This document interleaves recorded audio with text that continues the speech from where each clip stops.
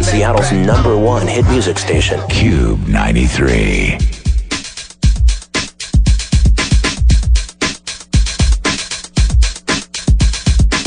The T-Man Show.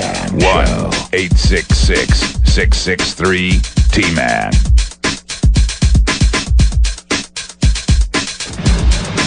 Serving up a sweet time in her cell block at Camp Cupcake, just as her appeal to overturn her conviction has been filed. Published reports state she's exploring various recipes that can be dished up using a microwave and the limited ingredients available in prison. Well, I'm glad the serving staff for her in prison there has a microwave to use. Oh, my God. I wouldn't want Martha's team of people to work too hard in prison. Yeah. State she's exploring various recipes that can be dished up using a microwave and the limited ingredients available in prison. Right. Bread and water casserole, anyone? Yes, put me down for 3. Very, very interesting, the prison time days for Martha Stewart. Yeah, glad she's suffering. She's really learning never to behave like that again. Yeah. Well, who knows what's going on in there. Maybe she is realizing what a deterrent prison is for many a person out there, and as we speak, she's being held down by... Oh, never mind. No, just use your imagination. Let me go right to Schwager, speaking of that. Schwager! Hello, T. We are post now, 48 hours, or 36 at least, after... Oh, jeez. After Homecoming 2004, and you're in one piece, and I'm assuming your date is, and you can have a full, comprehensive report for us right now. Is that right? That's correct. It's amazing. You can never be able to tell by the sound of his voice whether he's happy, he's sad. He's Schwager. Yes. You can't tell anything by just him being Schwager. I mean, I thought I'd be able to just read by the sound of his voice this morning whether it went well, whether he's like turned over a new leaf in life, whether he's walking down a new path in the world. He realizes girls are kind of cool. You can't tell anything by the way he sounds so far. He's still Schwager after all these years. Very true. Yeah, Schwager. Just to start off, my date did not get hurt.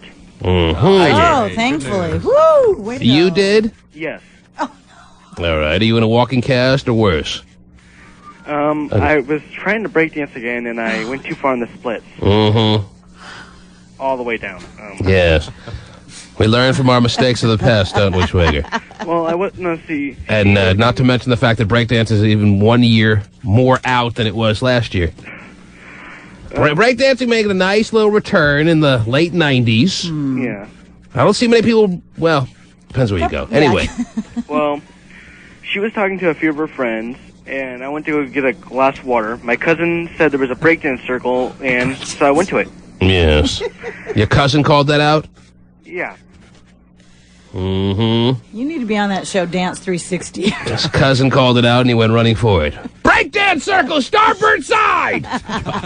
And Matthew said, yes! Yes, and your date went sprinting as fast as you did to the breakdance circle? Oh, no, she was still talking with her friends. She had no idea what was going on. Yeah, most people, when they see a breakdance circle, really kind of make the move over to it so they can watch. But you had to get in the mix. Is that right, Schwager?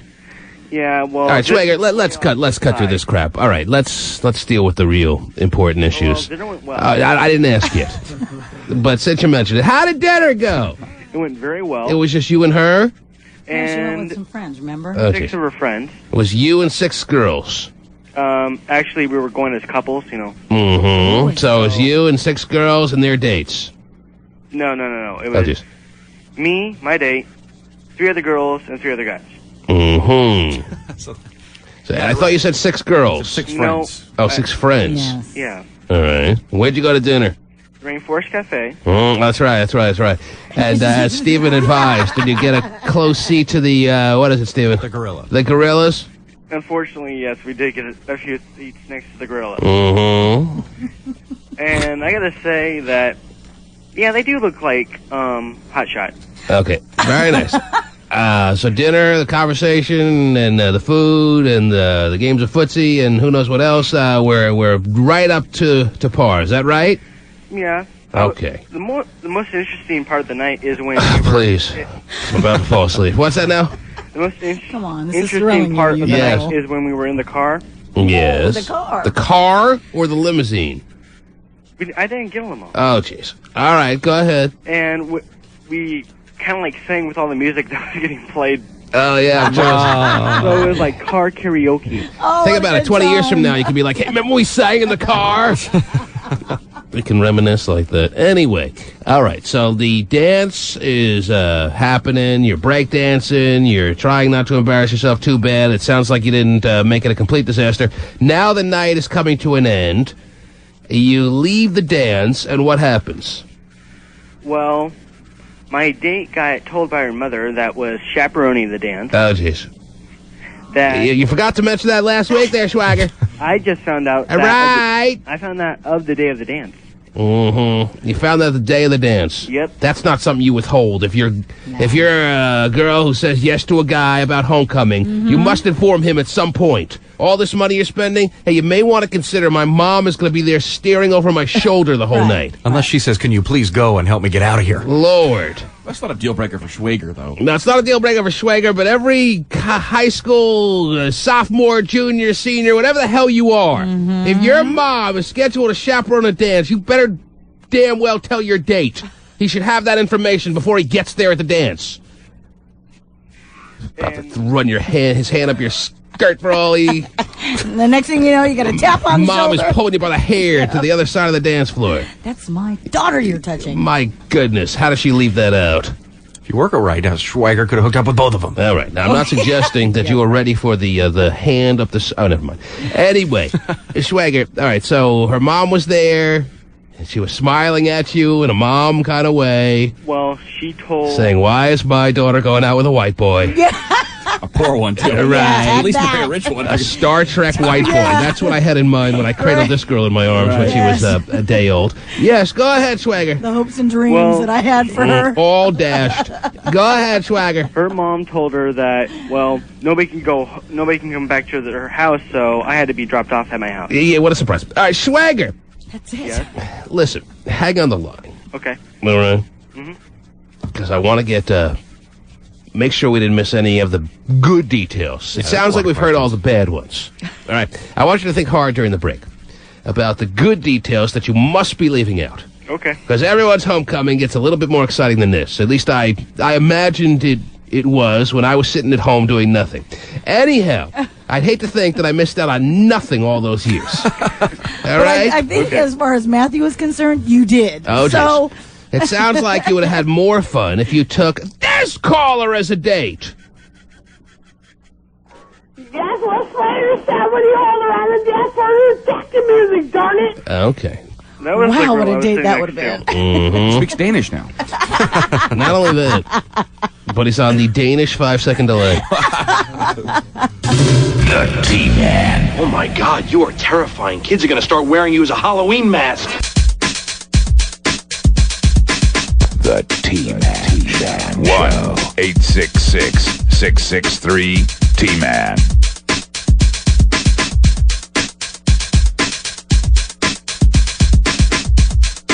Well, it's never stable at the top of the heap in Hollywood. Oh. The new horror movie, The Grudge, Yeah. scared away the sharks and debuted in the top spot this weekend. Right. And I went, Did you? yes. Oh, And my and? parents from New York were in town, Terry. Yeah? And Jerry was the oldest person in the theater at age 69. Okay. It's a great age. By how many years? By 68 years.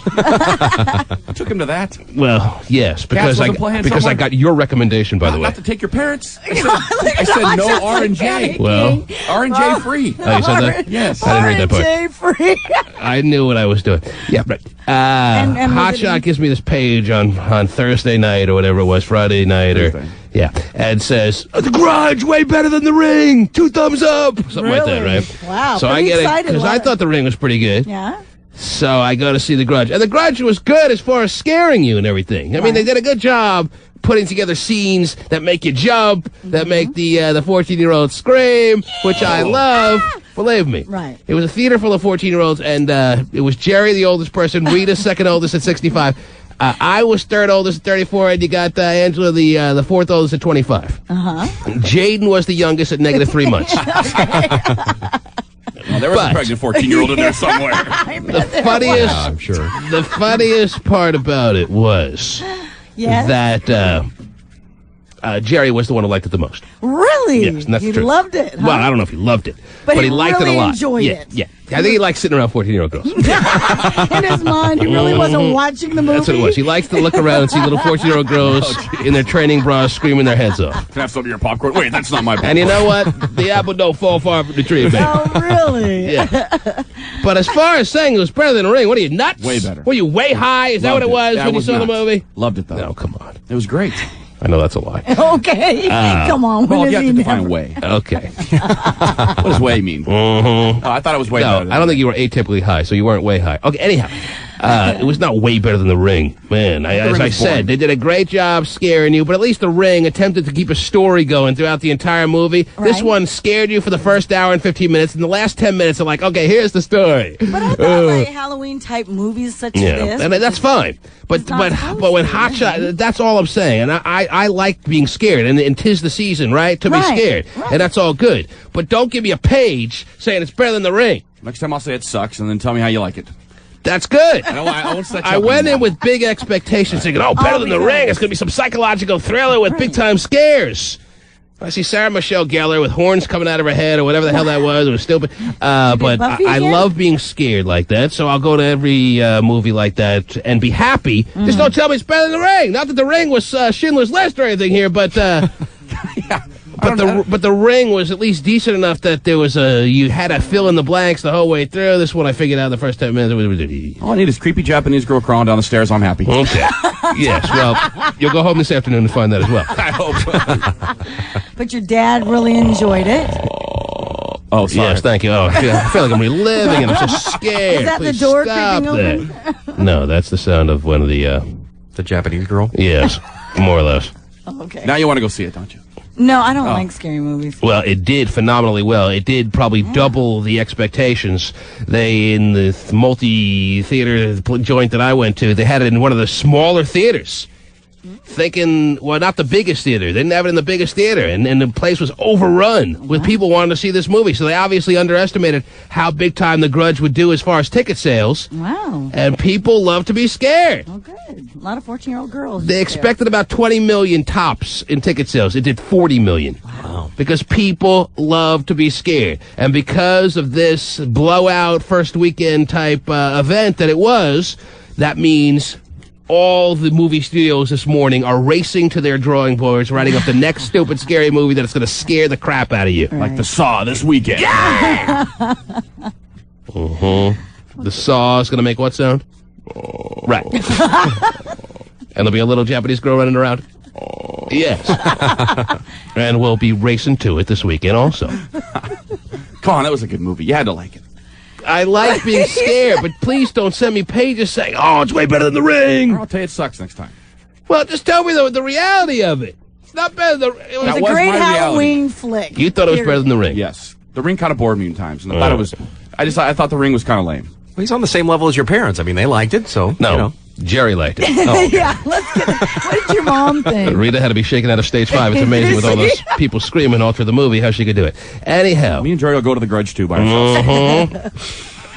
Just the house, they were able to save it. Jerry's online right now at the Cinerama, by the way, for it. Okay, good.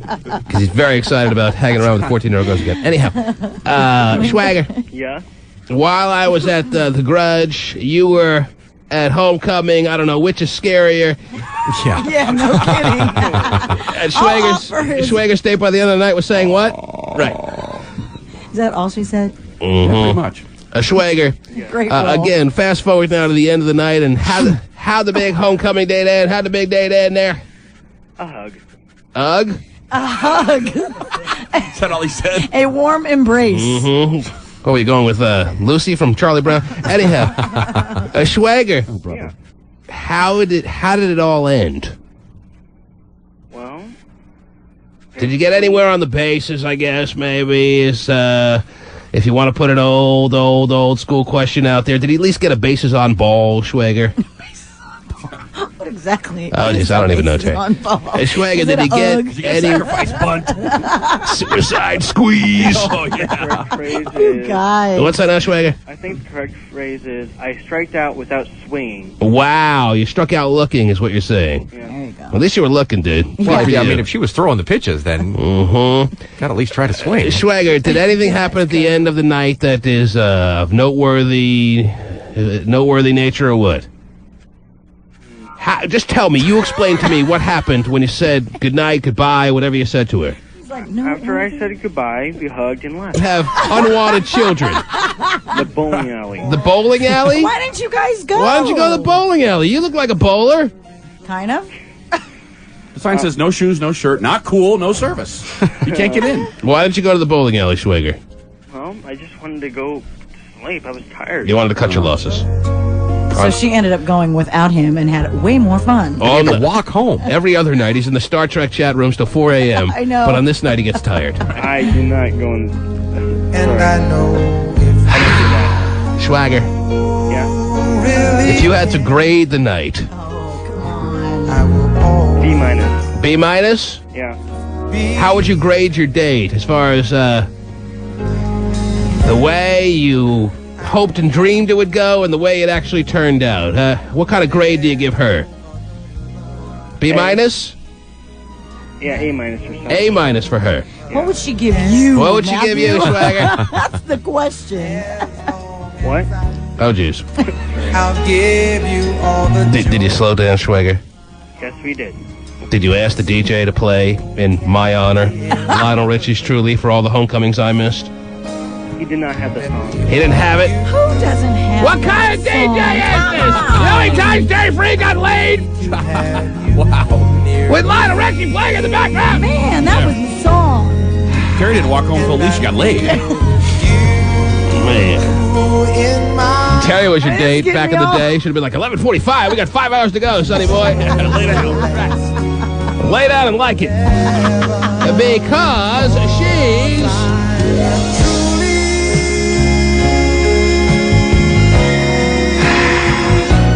truly in love with you, girl. Ah, this is just bringing back memories. Schwager, Yeah. That Toyota, the back seat, woo. you said you slow dance with her? What'd you slow dance to? Some of the new rap songs, you know. Mhm. Move, bitch, get out the way. Yes. The entire night was R&B and rap. Yes. Do you need to have the phrase slow dance defined for you? Well, I mean, like, there was like a slow song done by R. Kelly. Aha. You get what I'm saying? Yes. Did you pee on her in his honor? Big ups to you. Because Jerry tried, but I made him stop. Did you? At the Grudge, yeah. Said, no, Dad. All right, come on, Dad. Save that for later. The girls are enjoying the movie. Leave them Yeah. alone. But it's a horror movie. Come on. Schwager. Okay, obviously, yes, I can understand the DJ at the high school not wanting to play an old school song like Truly, but he definitely played this one. And this one certainly applies for the situation that Schwager is now feeling right now. I mean, Wow. that's how things go a lot of times in high school. You have a whole big plan in your mind, doesn't work out to perfection, and then you can only sit back, hope, and dream that you get a second chance! All came so easy. Oh, dear. All the love What the hell? He knows he tightened up, Terry. He knows he blew it at homecoming, so to speak. And he's got to sit back now and hope that if ever she's in his arms again, Yeah. this time, he'll love her much better, Yes, Terry. yes. R. Kelly is the new People Bryson. Yeah, right. So people wasn't doing How do you think? Tightened up and he blew it up on her. Whoa. Yes. Schwager, you're familiar with this one, right? Of course you are, yes. You dance to this one? What'd you say now? Oh, what? You grab some ass? Oh, terrific. Ooh, wow. Wow, man.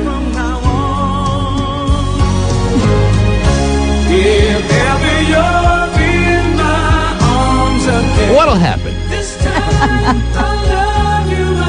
Oh, much better. How long will you hold her?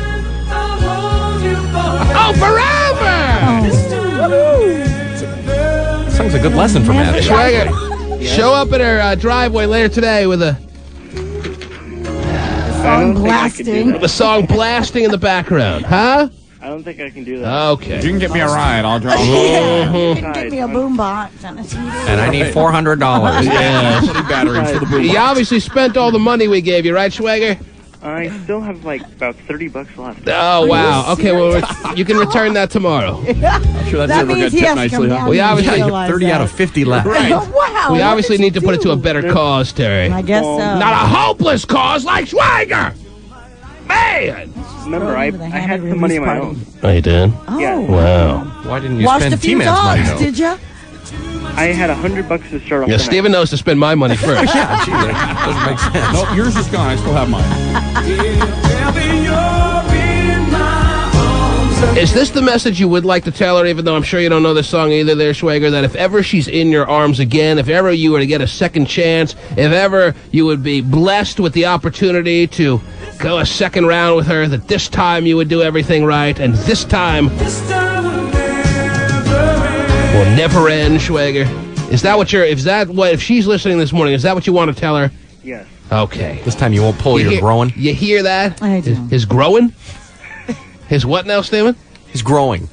What? His growing? He is growing? He won't pull it. He won't pull his what, Steven? Are you trying to say groin? Growing, yes. Steven battles with the English language more than you would imagine. Yeah, don't pull your growing. Growing. Bull. There's always Tolo and The word is groin, Steven. I know what the word is. Well, say it. Growing. He's still fighting it. What is that now, Steven? Growing. You can't say groin. Growing. Say coin. Coin. Say groin. Growing. You're like a speech pathologist all of a sudden. That was really well done. Wow. Schwager, we gotta let you go. We got more to deal with around here, right, dude? Okay. Good job there, Schwager, kinda. All right? It's proof that Hooked on Phonics does not work. Say coin. Coin. No. Say groin. Growing. There you go!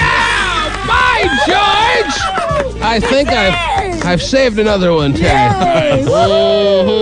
Unbelievable. The T-Man. I mean, not many girls in contemporary American society today would give their underwear to help a geek like me.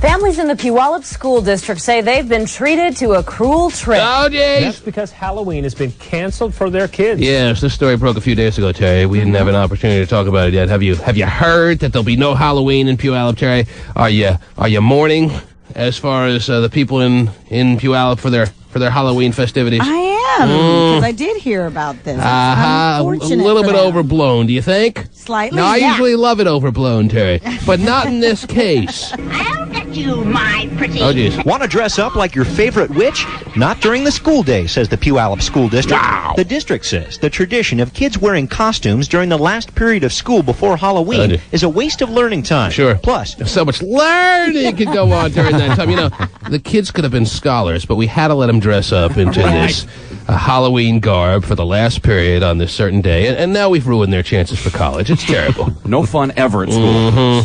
And you would think Halloween is the one holiday that everyone could agree on. It was the one holiday that didn't have any strong religious overtones. It was fun. It was harmless. You just ate a bunch of candy, got sick. But no, now it's mired in controversy and will not happen in Puyallup. kids dressing up as witches might offend people who practice the Wiccan religion. We have Apparently, we've learned. We have had folks. We've learned that Puyallup is the witch capital of the world, Terry. Really? Mm-hmm. And if Halloween were to take place in its scheduled time later this week, it would offend the witches of Puyallup. Damn. Not Eastwick. They're all for it. But the witches of Puyallup would be very upset if any Halloween festivities take place and they plan a full witches garb protest Is there just like a plethora of witches there? Or is That's apparently the message, that there are so many in Puyallup that if you went through with having the Halloween festivities, you'd offend all those witches in Puyallup, yes. It's a good thing. Huh? Yes. Oh, I was going to say, good thing for us that witches don't mind people parking in their yards. Coin. And that's obviously what it is. Everyone's pissed off in Puyallup right now. It was very rainy during the Puyallup Fair, and these witches didn't get their king's ransom of people parking on their lawn during the Puyallup Fair, and now they're spoiling the holiday for everyone. Damn. I guess technically it's the people who practice or followers of the religion of Wicca, which I can't claim I know much about, but I believe it's more of an earthy type religion and not necessarily the double toil and trouble religion, right? Hey, you're not witches, are you? They're not. No, they don't practice witchcraft. I mean, they don't wear pointy hats No. and all that stuff. Wow, right? that just takes away the fun for everyone then. Well then why? Why are they taking... Well, the people who are followers of the religion Wicca, you would think, from what they're telling you in the story, made a major complaint about high school juniors dressing up and parading through the school. I didn't dress up, but I remember everyone dressing up, even through high school. I don't know if many high schools do that all across the country, but I know they do in junior high and 5th grade and stuff like that. But even in high school, everyone dressed up. Yep. My sister went as a Hershey's Kiss. Ah, that's how cute. You pull on her little tag and don't you know? On every holiday. Kids dressing up as witches might offend people who practice the Wiccan religion. Wiccan. Wiccan, isn't it Wicca? Yeah, it's Wicca. Oh, jeez. Well, maybe it's the Wiccan religion, even though it's Wicca. Anyway, whatever. Might offend people who practice the Wiccan religion. We have had folks from the Wiccan religion come and speak with us about the fact that they're uncomfortable. I don't believe... You believe that? on. They've been lining up outside the principal's door. What the principal giving in to? That's what I don't get. We're very upset. Well, that's just when he spells cast on her. From the Wiccan religion come and speak with us about the fact that they're uncomfortable. So after all these years, Halloween, yeah, it's such a new holiday. I know. After all these years of Halloween going on as normal, this year, they got a lineup of people that practice the religion Wicca, or the Wiccan religion, as this story points out. I don't know if that's correct, but it sounds fine. Assemble and say, hey, stop it. Right. And the principal said, sure, there'll be no Halloween on any Puyallup school that I'm overseeing. Right. That's ridiculous. And that's the final straw as far as any fun. It's official now. No fun in school forevermore. Right. That's it. Might offend people who practice the Wiccan religion. Yes. We have had folks from the Wiccan religion come and speak with us about the fact that they're uncomfortable with celebration of Halloween. The district says people of other religions have complained about Halloween too. So they sent this notice home with kids on Wednesday. Parents who are just now learning there will be no observance of Halloween in the Puyallup School District are having a tough time explaining that to their children. I'm supposed to be a cheerleader. Oh, don't worry. You'll be a real one in a year. Oh, stop. 6-year-old Molly's mom has to tell her to keep her costume at home next week. For being politically correct, they're taking away just too much from parents and people, you know, and it's where do we draw the line? The district wouldn't tell us who exactly in the Wiccan religion complained to them. This is one crazy-looking bag who lives in the woods. We were really scared of her. That's why we called off this whole deal. She came in with a broomstick, too. It just sealed the deal for us. The district wouldn't tell us who exactly in the Wiccan religion complained to them. But a Wiccan in Lacey tells us Halloween in her religion is called Samhain, a time to welcome ancestors. And she doesn't mind trick-or-treaters. I always see the children dressing up. I got 7 of them locked up in my basement right now from last year. I'm serving one for dinner. Yes. Oh. But a Wiccan in Lacey tells us Halloween in her religion is called Samhain, a time to welcome ancestors. And she doesn't mind trick-or-treaters. Wow. I always see the children dressing up in the costumes Yes. as those guests we've invited. Sure. The district says kids can still celebrate Halloween, just not during school. Gee, that lady sounded like she could break out in it. Yeah, it did. Any second now, didn't she? Yeah. All right, maybe we should cancel Halloween. Come on, are you freaking kidding me? It was the one easy holiday. Yeah. Everyone has fun. Everyone's happy. Yeah. No one's offended until now. Now it's a big controversial thing.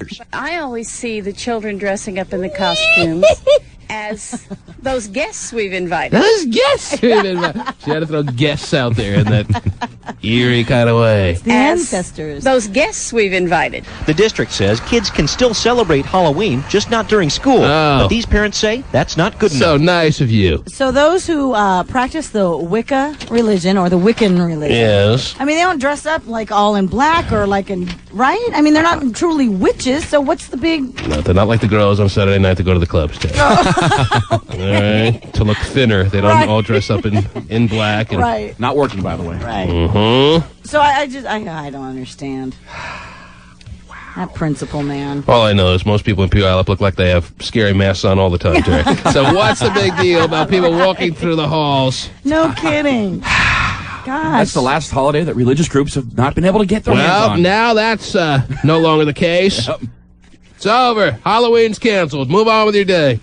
Move on with your year. Move on with your life. There'll be no Halloween here. Nothing to see here. Right. Nothing to see here. Time for math. We've now completely neutralized the entire calendar. Our mission is done. Yeah, no kidding. No more fun ever. Mm-hmm. Jeez, That's no crazy. holidays for anything. Wow. Sorry. All it takes is one complainer, and the world has to suffer. Well, the fact that the news had to go 30 miles away to find somebody that's a Wicca. They Wow. couldn't even find one in Puyallup. Apparently, They went to Lacey. they're saturated with them. The witches of Puyallup have put up enough of a stink, this news report would like you to believe, Yeah.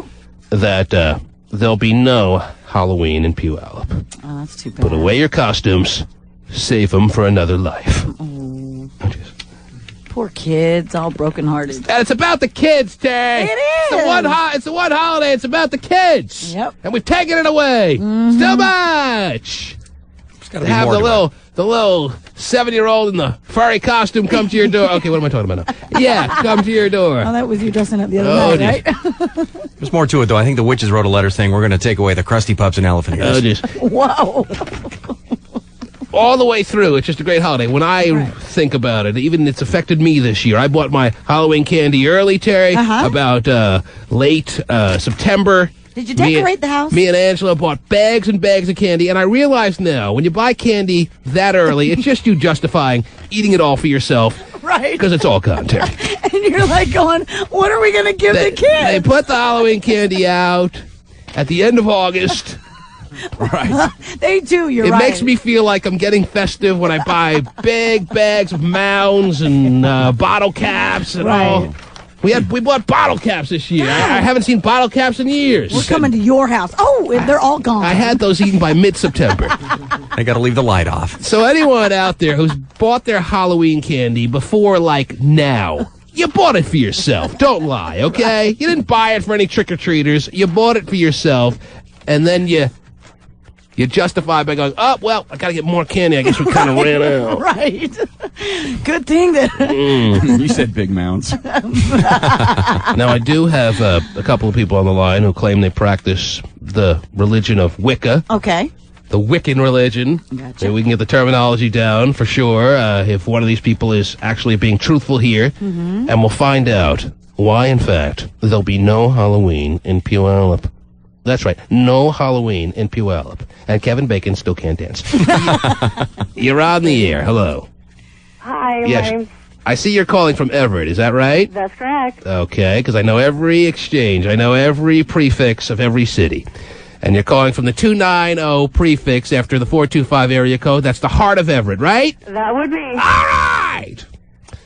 Yeah, so I looked at my Wiccan little spell book, and it said that right there. Yeah, so you practice the religion, is that right? I do, as well as many of my friends. So it's the religion of Wicca, but it's the Wiccan religion? Is that the correct way to, It is... as far as Wicca, grammatically concerned, we're talking here, or what? Wicca is the practice of modern witchcraft, and Mhm. it's actually a pagan religion, All much right. like being an Episcopal would be a Christian religion. So it's correct to say the Wiccan religion, even though it's Wicca. Yeah. Okay, so everyone had it right there. Very good. We love used to have whenever... Wicca furniture in our house. Now, Not quite the same. I guess the first question that is standing out in everyone's mind, are you witches? Yes. You are. Yes. You are official witches of the world. Wiccans practice magic. Okay, that kind of witch magic, that witchcraft magic. It's the difference. I think what, which I think is really sad about the fact that what Wiccans celebrate is Samhain, and that's also All Hallows Eve, which Christians adopted as Halloween. And what Wiccans believe is that it's the day where the veil between the spirit world and our world. Blah, blah, blah. So, bottom line, are you more capable, because of your religion and all the years you practice it, are you more capable of casting a spell on somebody than the average person out there, yes or no? You're more aware of what you're putting out into the world, but actually anyone is just as capable. So you don't have certain powers that you've accumulated due to your religious practices over the years? Okay, good. Then I can say whatever I want to say to you. Are you one that when you hear this story about Puyallup canceling Halloween, are you one saying to yourself, well, finally someone has not dropped the ball. They're starting to see it. They're starting to understand how offensive this holiday is, and now it's only a matter of time before every other city follow suit. We are making progress. Or are you saying, man, that's ridiculous what Puyallup did, what a joke, didn't need to happen? Which side do you fall on more? I think it's crap. What's crap? It's crap that they canceled Halloween in Puyallup. Halloween. I think that Halloween, like you guys said, it's a day where everybody has fun. It's a celebration of everybody going out, having a great time. The kids have fun. And I think that for people who... The reason that most Wiccans are offended at all at Halloween is when people dress up as witches and they make them scary and mean and evil and bad. So as a devout follower of the Wiccan religion, you're not offended at all, and you're surprised that other people who follow and practice your religion are offended. I'm not surprised because some people, I think, are just way too hypersensitive. Mm-hmm. But I think the problem is that Halloween could have been...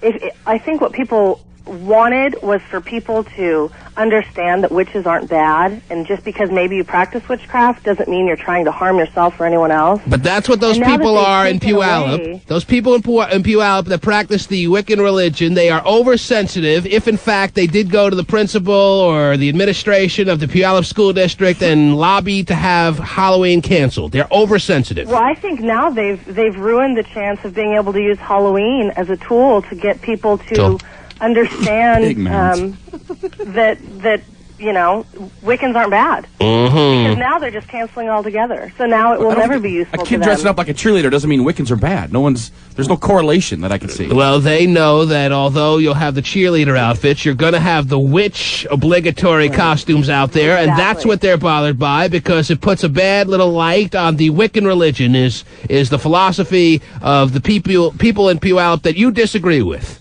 Well, I agree that, yeah, it puts out that bad philosophy, but what I'm saying is, instead of canceling it, what they should be doing is trying to just get it more out in the public and educate people that it's not a bad thing. But now that they've canceled it altogether, that will never happen. But you know what's interesting, as I was going to get Halloween costumes for my daughter. Yes, we don't need to anymore, Terry. It's been canceled. Well, all over the world.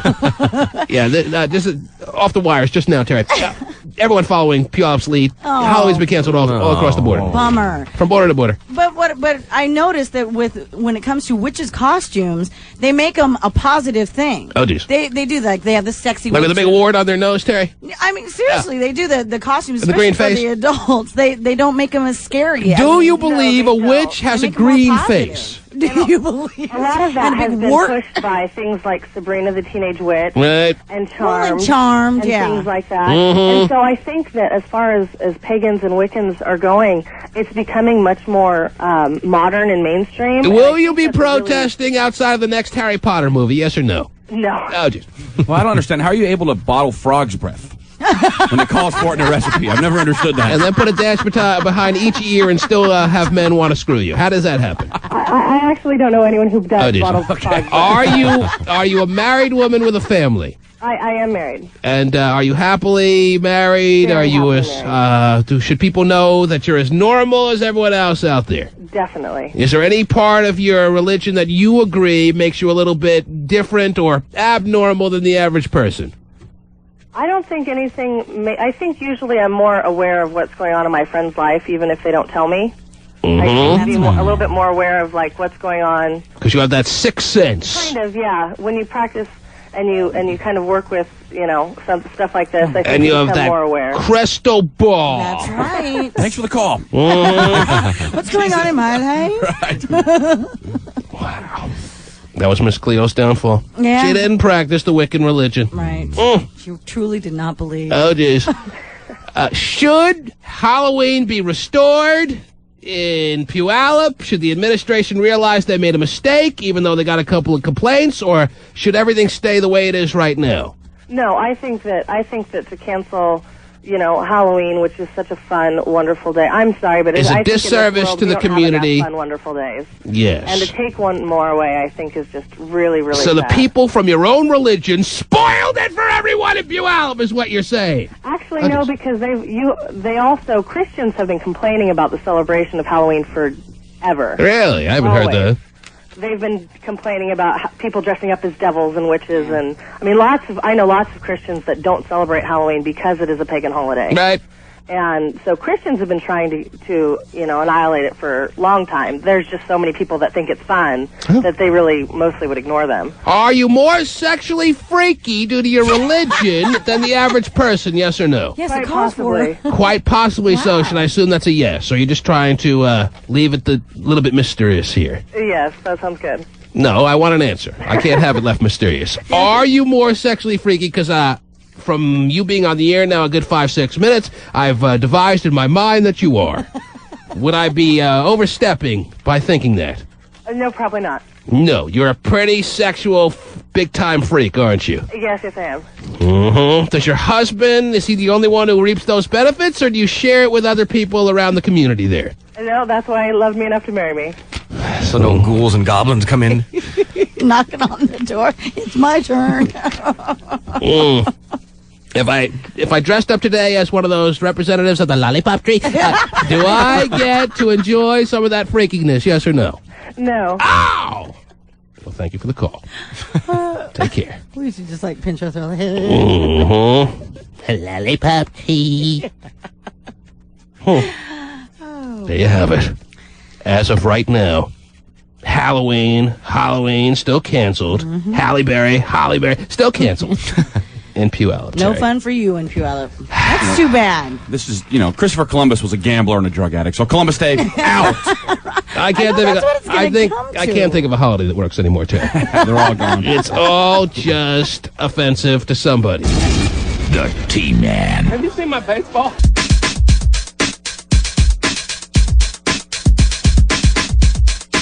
And Ricky Martin sends a message to the world. So we still live La Vida Loca. Well, it He's is. got a new album The on. message is that is what, he's drunk? I think so. I thought that was Schwarzenegger. Oh, geez. And Ricky Martin sends a message to the world. So we still live La Vida Loca. Oh, well. got a new- Oh, I got it. We're still living La Vida Loca, but he said it so fast, like he's almost embarrassed by it now. Yeah. Sayings out. Mm-hmm. So we still live La Vida Loca. Ricky's got a new album on the way. Okay. But yesterday, Martin was all business talking to the UN as part of his personal crusade to stop child slavery. Well, we can cancel Halloween, but we can't cancel Ricky Martin's album. Is that right? That's what it sounds like. That is too hard a task. Part of his personal crusade to stop child slavery. The problem is that there is a lot of denial, and people don't want to see this. Wow. I don't want to see this. But there are kids enslaved all over the world, and let me tell you, Ricky Martin is going to put an end to it. Mm-hmm. Yes. He's going to shake those hips. I'm sure Darius is calling Ricky Martin as we speak, Terry. And he's asking Ricky to do whatever it takes to get him out of bondage. Oh, yeah. He's been enslaved too long. Mm-hmm. Benefit concert. That'd be great. I know, just for Darius. Enslaved by his own mama. Yep. Do you realize you're part of the problem, Terry? When you don't allow a grown teenager to choose his own haircut or talk to girls, you are, in effect, enslaving that 14-year-old boy. Well, he can break free when he's 18, so. Wow. And then he can live La Vida Loca. Yes, he can. Watch out. Something tells me he is behind Terry's back right now. Really? Mm-hmm. Terry, you've been sitting patiently as we talk about the canceling of Halloween and all the other fun stuff. You have a pile of stuff over there that I'm sure needs to be addressed. Sure. What do you have to share with us this morning, love? What do you have? Good news for some people out there, I guess. Tara Reid has a little sister by the name of Colleen, and she's 22, and apparently... Why is that good news? The more Reeds, the better? Well, I guess she's a little, sleazy. Tara Reid found out that Jessica Simpson had a little sister, and so did Britney Spears, so she went out and got one. She said, come on. They're not going to one-up me. Hey, you want to be my little sister? Right. Whatever. I might can get you a picture of her, too. I'm so excited, Terry. Yeah, there's a picture of her and Tara hitting the town. Is that getting right? all drunk. How old is Tara Reid's little sister? 22. Oh. Yes. Well, Tara Reid is now 29, so maybe she's getting a little too old for some people. Actually, now that you mentioned it, Terry, I will take that picture. Okay. So whenever you can slide over the little web address to Jimmy Fred Raymond, the better, Terry. All righty. All right. What else? What else? Also, Nikki Hilton wants to keep the $1 million diamond ring that her soon-to-be ex-husband gave her. $1 million. Yes. Todd Meister, her ex-husband, is fighting for it, of course, because the ring is a family heirloom. Well, makes sense. He should be able to get that back. Absolutely. The marriage lasted, 2-3 months? If that. Nikki realized her last name was about to become Meister. She was out. The least you could do is give him back his a family heirloom. Yeah. Which is worth $1 million. All right? Not some peach pit he carved out for you. Not only was it monetarily significant, but obviously it goes much deeper than that if it's a family heirloom, and Nikki Hilton is being a typical Hilton. Okay. Yeah, that'd be the nice thing to do. It belonged to his late mother. Mm-hmm. So, yeah, a lot of sentimental and... Unfortunately, for Todd Meister, his last name is also an heirloom that he has to keep. Right. The Meister. That's right. He wants to give that away. Because he's heard that line a little too much. Hey, Todd Meister. God, he must hate it. He must be going crazy. He thought he finally found some happiness, and it didn't quite work out as planned. I don't think the 2-month marriage is really something you strive for. Right. And on top of that, when it all implodes after 2 months of what I'm sure was a happy marriage for a good month there, you have to fight over getting your family heirloom back. Yeah. Man, you think he wants to smack the hell out of her or what? You want to keep my $1 million ring? What? Maybe he should have been a little smarter. 10 carat, man. So he was obviously... 10 carat diamond. A 10 carat diamond. So he was obviously from a family worth a lot as well. I would say yes. If they have family heirlooms floating around worth $1 million, I think I'm not going out on a limb there, huh? No, you're not. Is this the picture? That is the picture. Yes, it is. Oh. Yeah. No? No, that's fine. Todd. Yeah. Yeah. Two blondes hanging out, not exactly... Not big of a deal. Not exactly the two girls I'm making a beeline for, but fine. But just think, you don't have to have any conversation skills. That's right. That's the best part. Who's better? And if she gets as drunk as her sister, Tara. Who's better as far as who? You and your brother Steven are better. What else? What else? Also, the Motion Picture Association of America says that movie piracy is going to cost the industry $15 billion over the next 4 years. I've heard figures like that, and I've been crying in my soup for the past number of years. I feel really bad for the movie industry, especially when they put those ads on before movies telling me how the little guys are the ones paying for it. It's the key grip guy. Right. That has his family suffering because of movie piracy. I know. Every time that they delay my movie-going experience by putting that hack best boy up on the screen telling me how it's not the big producer who suffers, it's him, I go home and immediately download a movie that I'm never going to watch just out of principle. And the costume people? That's right. I don't need to see some whining bastard up there telling me how he's going to suffer. All right? Maybe it's true. And it's fine. He might be telling me everything that's true. It's not true. The people that are ruining Don't delay my movie! You could be taking away food from their table. I came here to see The Grudge and hang out with all my 14-year-old girlfriends. It's probably an actor that's playing the key grip on the commercial, so he's actually getting work out of the deal. That's how Jim Carrey getting $20 million for the picture. That's what's screwing their careers. That is. Right, exactly. I immediately, as I said, Terry, go home and not only download a movie that I'll never watch, but I sell it over to my friends in Taiwan, who then distribute it to everybody they know. Right. So the ones I buy from Taiwan, you're getting a piece of. That's right, Steven. That's great. Wow. Actually, I give it over for free, just out of principle. That's good. We have, by the way, speaking of Ashlee Simpson,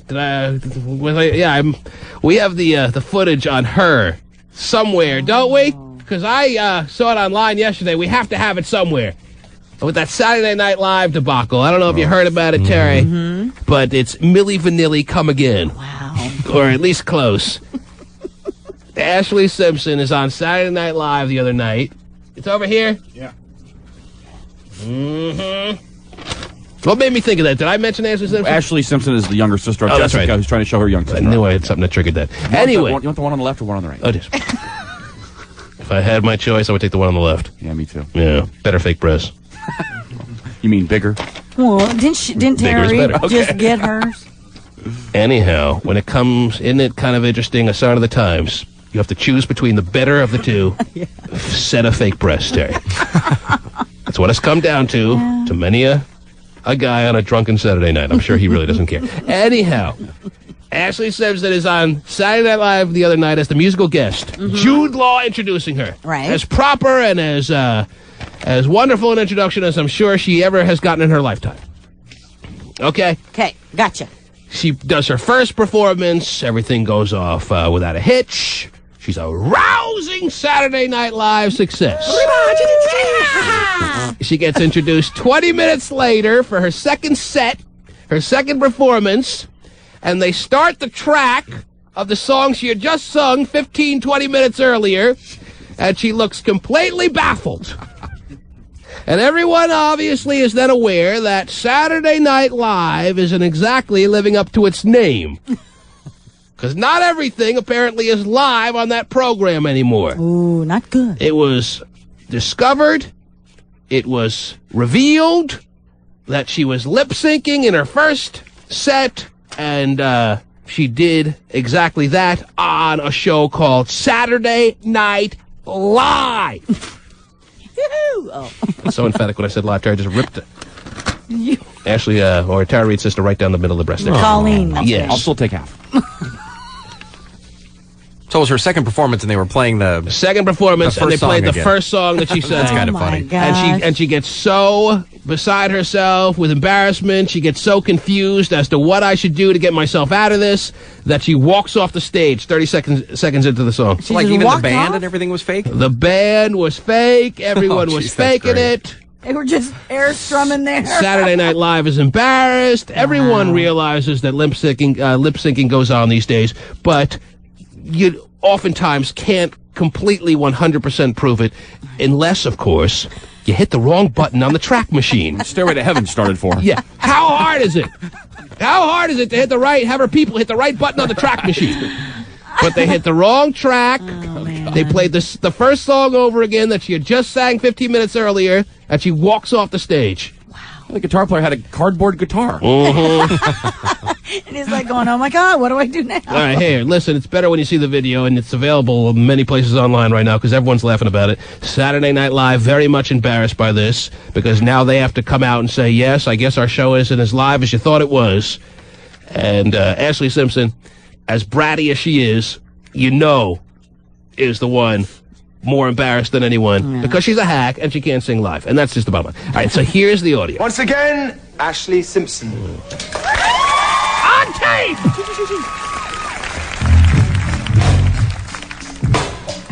Hey, this sounds familiar. We just played this 15 minutes ago.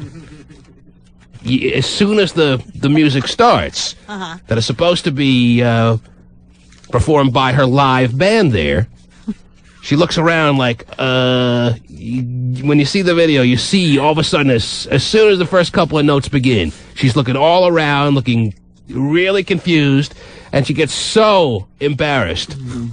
She starts doing some kind of square dance, hoe down, little hickory move that is even more embarrassing than anything she could have done on stage. The do-si-do? Yes. On a Monday, I'm waiting. Tuesday, I'm fading.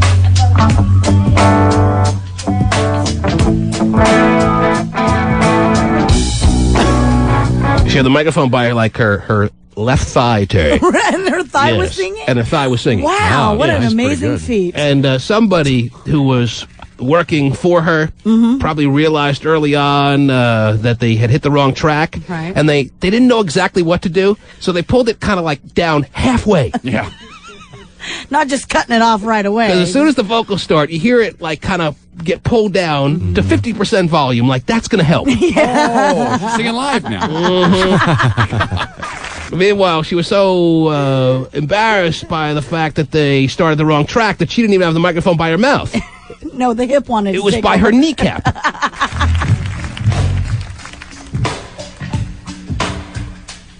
On a Monday. Right. See, that's where they pull it down a little bit.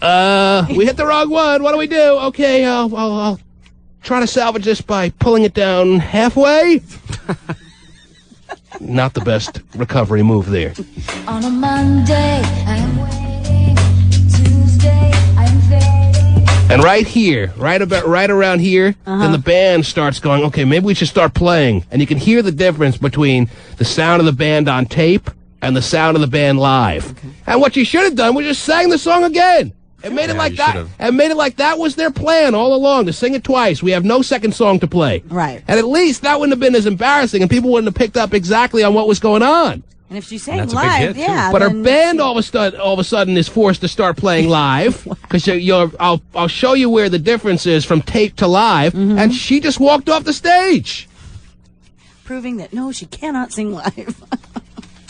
On a Monday, I'm waiting.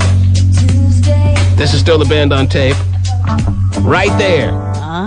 That's where the band starts playing live.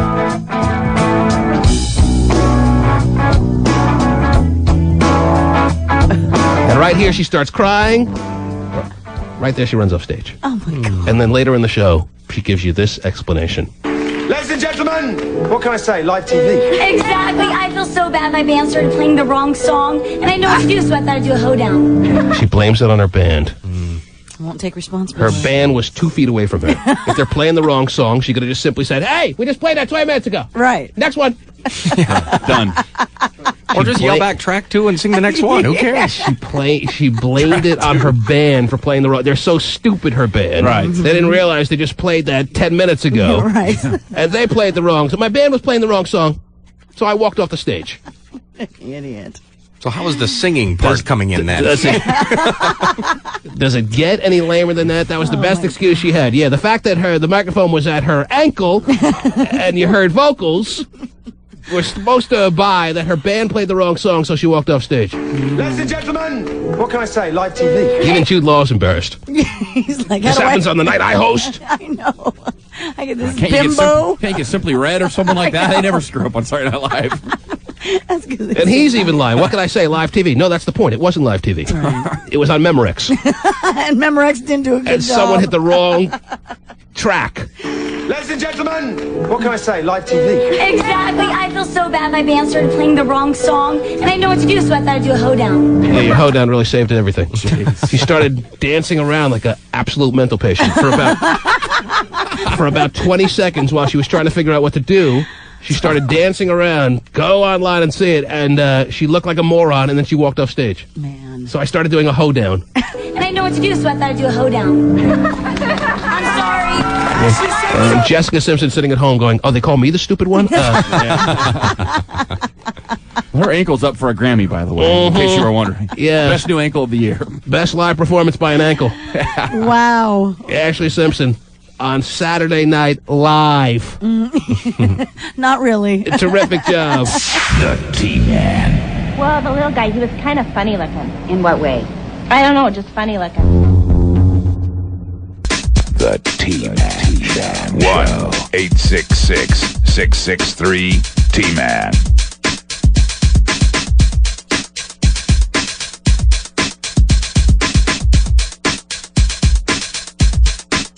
My next guests have been married only 4 months. Oh, geez. All right. It's a little early for Dr. Phil, don't you think?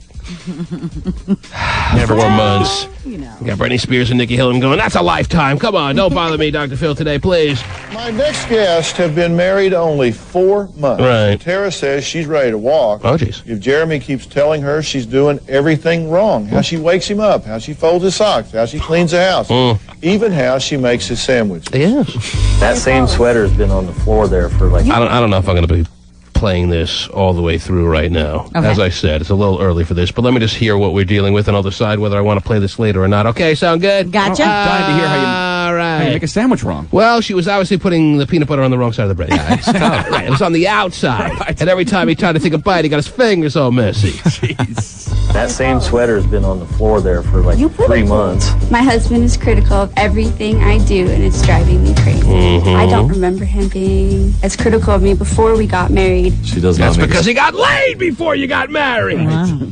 I did. Was that me? Did I say that loud? Yeah, you did. Yes. Real loud.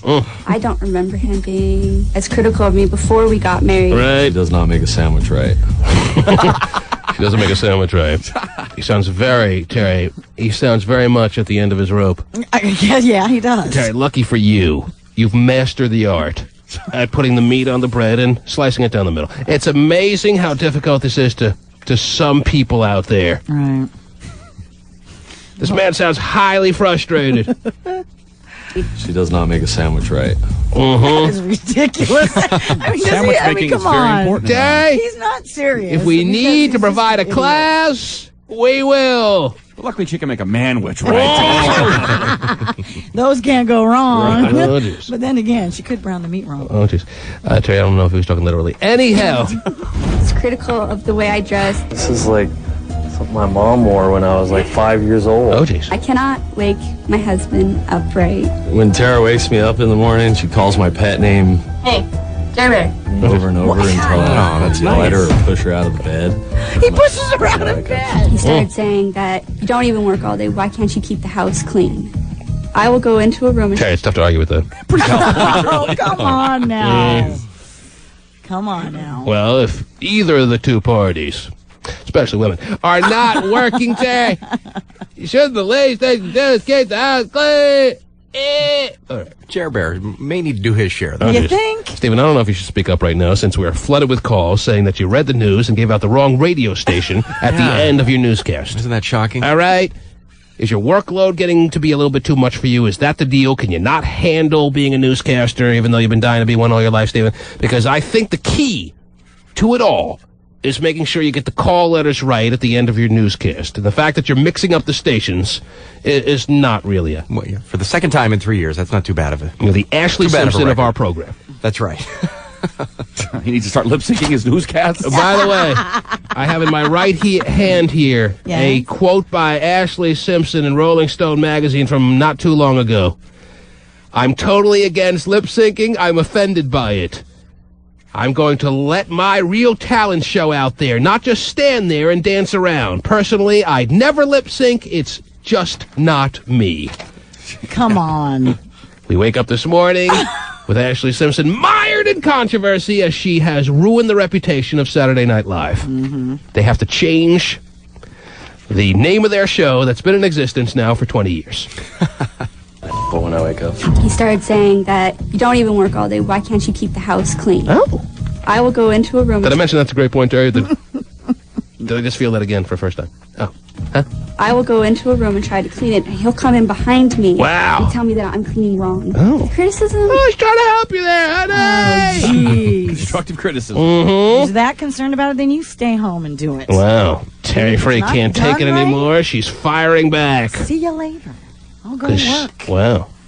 This guy was not nice. If someone's cleaning wrong, be it man, woman, or child, shouldn't they be told and instructed on the proper techniques for cleaning as opposed to going their entire life by dusting with the wrong end of the duster? Huh? What's the proper way, right? Yeah, that's the problem. Terry, there are correct ways to make a sandwich. And there are correct ways to dust. If you aren't aware of that, well, I'd hate to come over your house anytime soon. And who's to say your way is the correct Terry way? has the dust piled up to air. Oh, yeah. If only she would have dusted right back in the day. Terry's holding on to the feather part of the feather duster, smacking the handle right. Where's the dust coming up? Yes. The sharp part of the handle, Terry, is Really not going to lift the dust. Wow, really? Yes. Terry's got the furniture polish sprayed Try the that wrong out. way. Yeah. But luckily, she wears goggles. Keeps hitting me in the face. I will go into a room and try to clean it, and he'll come in behind me It's a good start. and tell me that I'm cleaning wrong. No. God, that would get on my nerves. I've seen a lot of porno start that way, Terry. Have you? Woman sitting there cleaning, yes. A guy walks in behind her. And says, ooh, you look so sexy. Gotta have you now. Well, I don't think that's the way it happens, Terry, okay. but close enough. The criticism bothers me because we do have a young son, Oh. and I don't want him. Does that explain a lot of why they're having trouble after spoon-feeding each other a marriage after just 4 months, Terry? Or, hey, that has nothing to do with this story. Which camp do you fall in? Stephen Kilbreth. Well, I mean, I think that he is definitely in the bastard. Yeah, I mean, if you have heard the whole thing yet, I mean, you would see that he's definitely in the bastard camp. Stephen can relate. He sure as hell hates when Amy criticizes his house cleaning. Oh, she wouldn't dream of it. She knows better. She knows her place. He's putting a hard slave day in there of dusting and cooking and cleaning. Yeah. Amy knows not to say a cross word about it. Because I do everything the right way. Because Stephen will become a wife on strike. I know how to make sandwiches. Wow. Well, you took a class, like I'm suggesting this woman did. Right. Criticism bothers me because we do have a young son, Oh. and I don't want him. Well, I asked you, Stephen, and I don't know if I got an answer. Does that become very telling about their problems? The fact that they've obviously had a son for longer than their 4-month marriage? Or that is irrelevant and has nothing to do with why they are sitting in the position they're sitting in right now? Oh, it's extremely relevant. Oh. Wow. I mean, I mean, the kid is not their problem, though. So what the Stephen reason is that they got- saying is children had out of wedlock can only result in a marriage gone askew. That's unbelievable you'd make that statement, Stephen, but hey, I'm sure there's a lot of people out there that agree with that. Well, I know these people. I mean, I don't know them, but I felt that I knew them after watching the show, and I think that... I should have known. You taped this for our enjoyment, Stephen, is that right? Yes. Okay. And Tara's, she's trying to do her best here to keep everything alive, with the kid they have and their marriage and everything. You're on a first-name basis with the Dr. Phil panelists now, is that right? Yeah. He calls in all the time. Mm-hmm. Dr. Phil doesn't even take phone calls, and yet Stephen calls in every day trying to get his thoughts across. Is that right, Stephen? I think so, yeah. Okay. The criticism bothers me because we do have a young son, and I don't want him to become the object of the criticism. He made a couple comments that... Well, lucky enough for him, you're the object of his criticism alone. Yeah. He made a couple comments that having the baby had changed my body in a way that he wasn't happy with. Okay, that isn't a criticism of the kid. That's a criticism of her. I mean, what And did how he- dare she let her body go? What did he expect? I mean, really. Terry. That just kills The me. average- There's the- truly men out there that do. Oh, The my average gosh. woman, obviously you are not aware of the reality of our world, Terry. Okay, please. The school average me then. woman, after having a first child, will not have any ill effects as far as her physical appearance is concerned. Yes, I Now, agree for with you you on that. lazy ladies out there who refuse to pick up a dumbbell or do a lunge or two, Besides your husband. then maybe you're hoping and dreaming that this was the reality, that all women have their physical being go by the wayside, but just not the case, Terry. Just not the case. When the eating for two continues after birth? Yes. Or 3, as Jimmy was going to point out. Wow. I'm sure. So- Oh, that's you, Terry. Wow. Still eating for 3. It bothers you, obviously. Well, no, I mean, because that's all he has on me. Mm-hmm. That's a lot, Terry. Eating for 3? If you admit that you are still eating for 3, and that we're now 2 months after labor, when do you feel that you'll stop eating for 3? Yes, you were a woman who was just carrying 2 children not too long ago, but when will you stop eating for 3 and go back to just eating for good old Terry? Well, I have a tendency to start doing that after I had him and stopped breastfeeding and realized So that breastfeeding has to be completed for a woman to stop eating at for... least for me. I It see. Had to be. I Because see. you have to keep the calories and so on. Hey, and ask so Jimmy forth. Fred Raymond. She doesn't honestly think that that's all I have on her, does she? And Okay. something new, Jimmy, would be nice. Mm. He made a couple comments that having the baby had changed my body in a way that he wasn't happy with. I told him that wasn't... So all men should recognize, in your opinion, Terry, that if you want to impregnate your wife, if you want to get the person you love to have a child with you, you have to be willing to recognize that her physical appearance is going to suffer to some degree, be it large or small, but certainly a degree... Absolutely. Absolutely. ...that will be visible. Right. And it'll change, and then if you continue having children or want more than one, common sense tells you. So a man is being selfish, dumb, and basically just a man by suggesting that his wife should go exactly right back to the way she was. Yes. It's not unreal. It's highly unrealistic to think that she'll ever be the same after you had to go and impregnate her. Right. So blame yourself, buddy boy. That's what you're saying. Yep. I think that, you just have to... Dickwad! Wow. Yes. Oh, jeez. I'm saying it for you, Terry. Thank you. Continue. And you're mad, you're angry. For the first time, I saw the venom. I saw the venom in your eyes, Terry, as you heard this woman have to tell the story about how her husband looks at her in a cross-eyed way. When he sees her prancing around a much different physical specimen than she was before she gave birth. Right. And the thing is that already women, as going through our pregnancy and even after giving birth, we already know that our bodies have changed, and it's not good for our ego as it is to have our husband, the one that we gave them a beautiful present and a beautiful child to. Oh, ask for a sweater, though. The least you ask for is a little support by the supposed person in love with you. But no, he's got to be a dickhead about it. But yet, when his big old butt gets real heavy and he, lets himself go. Terry, that's character. No, right. Kind of like aging men. The lines, the wrinkles, they add character and class. You have a distinguished ass. That's really great. Having the baby had changed my body in a way that he wasn't happy with. I told him that wasn't appropriate, and he couldn't say those kind of things to me about... there you go. There are the obligatory tears. She does the whole time. Those tears that were invented just to raise the guilt level. Very effective. Very unfortunate. Especially here. It doesn't need to be this way. No. And yet I feel for this woman with her bastard husband. Telling her she can't make a sandwich right. Does she need that crap? No. What is the right way? Take that knife. Take that knife you're about to slice down the middle of the sandwich with and stab him through the balls. Oh, wow. Well, let's not go that far. Well, okay, maybe not. But there is a part of me that if I was on her end of it, which I'm not because I'm not a woman, I could understand. She doesn't need to be told she doesn't make a sandwich right.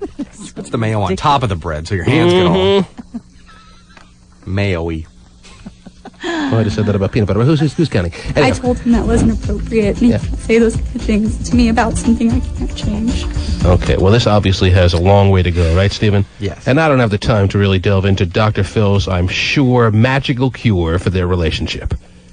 Because at the end of every Dr. Phil episode, doesn't everyone skip off into the sunset? I believe they do. Well, I don't have the time to figure out how he does it this time around, at least not right now. We'll get into that later. Sound good? Okay. In the meantime, Terry, what else do you have on your pile? Well, according to a new survey, secretaries are named the sexiest people in the workplace, according to men. 54% say that.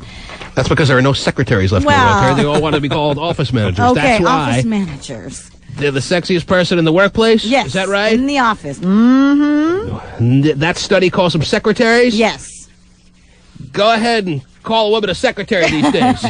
See what happens? Yeah, especially throw that entire line in there. You're a sexy secretary. See where I got you? Right. They even admit that they like to flirt with their secretaries. Now, granted, the reason why it's saying secretary is because it's from a London magazine called Nuts. And over in Old England, they're still calling them secretaries? They are. The women over in foggy Old England are not offended by being referred to as a secretary. I guess not. Because it was some time back, in I believe 1991, when all the secretaries of the world, without our knowledge, apparently all got together and decided as they pounded their fists on the table, we will no longer allow ourselves to be called secretaries. Hey, don't we manage that office? Yes! We're office managers! Where would they be without us? Well, then what happens on the calendar when you have, Secretary's Day? Does that not exist anymore then? What's so much more respectful about being referred to as an office manager as opposed to a secretary? I mean, what? Secretary got such a bad connotation over the years that they decided the women who are still secretaries, whether they want to acknowledge it or not today, they decided they no longer want to be referred to as secretaries? What happened? What made the word secretary so foul? Office manager sounds better on a resume. That's it. Oh, you're able to manage a whole office. Well, that's what I'm asking. Yeah. Does the term office manager just sound that much more of an accomplishment? Yes. Yes. So you manage the entire office? Right. Oh, wait, you're a secretary. Yeah. But if everybody knows what it is, then... Yeah, everyone now is aware that office managers are your secretaries of the past, basically. Oh, no, we do so much more now. And when the time came that they added those extra skills to our job, we no longer could let ourselves be referred to as just mere secretaries. We're now office managers. And they change it and fool people for another 10 years. Office Messiah right around the corner. All it's going to take is a couple of more of those office manager scandals around the office, and they'll have to come up with a new term. Right. We're now office messiahs. I think it works. Yeah. Rolls off the tongue. Right. Let me sharpen your pencil for you from over here. Make that file cabinet part. What else, Terry? Well, I know that the first two World Series games are in the books. Yes. But I have a story here about a man who put an ad online, and he offered to trade having sex with his wife for Red Sox tickets. For tickets to Fenway Park. Yes. For the Red Sox home games. That just passed a couple of days ago. Yes. Well, any follow-up? Did he get his wish granted? Did he get the transaction completed or what? Well, you don't have that part of the story. I don't have that part of the story. You just saved this for the past couple of days. Yeah, but I do have his ad and what it said. Yes, I would like to hear his ad, Terry. He said, quote, if anyone is willing to give up 2 Red Sox World Series tickets, game 1 or 2, I will let you, my wife, fill in the blank, screw my wife, whatever. Oh, so it's not the word screw. No. He puts the F word in there. Right. He was very blunt. Yes. He was very to the point. Very much so. You can F my wife if you give me your World Series tickets. Yes, game 1 or 2. It's a very fair deal, by the way. Well, and then he describes her. Oh, that's what I was hoping for. I was imagining this guy wouldn't be so bold as to... And he made it like, is this a serious advertisement, Terry? Yes, very serious. This is how he describes her. He says, she, 27, blonde, blue eyes, nice boobs, tight. Serious only, please. This is no joke. Serious offers only. This is no joke. My wife is for your tickets to game 1 or 2. Yes. Of course, there were no takers when men found out she couldn't even make a sandwich, Terry. But how does he describe her again? 27. She's 27. She's blonde. Perfect. If you're giving up your box seats for a box of another color, then aren't you wanting a nice 27-year-old tight ass? Is that what he says, Terry? Tight ass woman? No, he just says tight, but he says 27, blonde, blue eyes, nice boobs, tight. Serious offers only. Yes. I love it. This is no joke. I knew this day was coming, Terry. And you get the sense from reading that advertisement that was put online, Terry, that was put on the super internet highway, that this was, in fact, a man ready and willing to do this. Yes, absolutely. And just one of the games, not even both of them. So is it on www.boxforsocks.com, Terry? No. Then where... It was put on... But he only wanted tickets to game 1 or 2. He didn't want someone to have sex with his wife and then not be guaranteed game 6 or 7, which obviously are looking more today like aren't going to happen. Right. I think he could probably get more. Yeah, I wonder what he'll give up for those tickets are so hot. He could get more if those games actually come about, but right now the Red Sox are in such cruise control. Yeah. Well, I don't think there'll be a game 6 or 7. My wife in $20. You start bartering with people. Wonder if she gets to go to the game. I wonder. And you're leaving me hanging here, Terry. Yes. I can only fantasize now, and give me some time to do it. If this transaction was completed over the past number of days. I'll have to find a... If some very blotchy-skinned season ticket holder of the Red Sox felt this is a great opportunity, even though I haven't seen the Red Sox in this position for so many years, I also haven't been in that other position I've been dying to be in, with a tight 27-year-old woman that I obviously won't have to worry about after the deed is done. Right. It's a very, very interesting transaction. Very fair. Very fair. Very fair, Terry. Given the magnitude of this game. Yeah, okay. It's extra fair if this is the kind of husband that doesn't have an open marriage. If this would actually sting. If this is a man who's been married to a woman, she's 27, and they've been married about, let's say, hypothetically, 3, 4, 5 years, and they've been faithful to each other, then it's really cool. What if she's like a hooker for a living? If she's a hooker for a living, it ruins everything. Right. If this is something that happens every weekend in their house, and they're like some swinging stupid couple, then it loses everything as far as I'm concerned. But if this is a devout Red Sox fan, and he and his wife realize how important it is to him that they're willing to have come to an end, a faithful 5-year or so marriage, because of this event, then it's really cool. That's when you look. Yeah, that's right. I said cool. Oh yeah, he said it was cool. Oh, better hang up. That's when you look at your husband and go, okay. I don't know what I just married. No, but, no, Terry. Because a true, devoted wife would recognize what the Red Sox fans have been through, Terry, and how valuable those tickets are. Are you saying that you as a wife wouldn't comply if your husband... I don't think you understand what it means to be a Red Sox fan, Terry. Well, and maybe the heartache. I don't. Maybe I don't. And the heartache. Are you kidding me? Red Sox fans know and can understand what this man is feeling in his head. He doesn't have tickets, Terry, and he's been waiting a lifetime. Many a person has died waiting for the Red Sox to win a championship. I understand that. I mean, the Raymond would let someone have sex with his wife just for an autographed picture of Donovan McNabb. So he can understand. And you can't, for a second, understand that this wife just obviously can empathize with what her husband has gone through all his life, Terry. You would say no if that was your husband.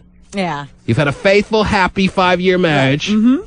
You're doing a deed that is obviously something that would make your husband's life absolutely complete because, what a little light bulb going off in the head. It's not just you that can make his life 100% complete. He wants to see his team win a championship. Right. And if he can be there live, and I can do something about making that happen for him, I gotta do it.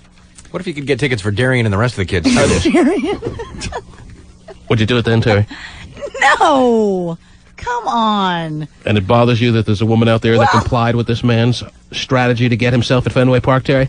Did you see those games? Did you see how much enjoyment the Red Sox fans had? Yes, I did, and I understand. Are you the kind of wife that would actually put a roadblock in the way of a man having that kind of enjoyment when that's the kind of enjoyment he's been missing for a long period of time, Terry? You would be the roadblock. You would be the detour. You would be the stop. I guess I would have to say yes. Well, that says a lot about you, Terry. That says more about you than we ever knew before. And we've known a lot, Terry. Yes, I know that. We've never doubted you're a selfish bitch. And now we know more clearly than ever.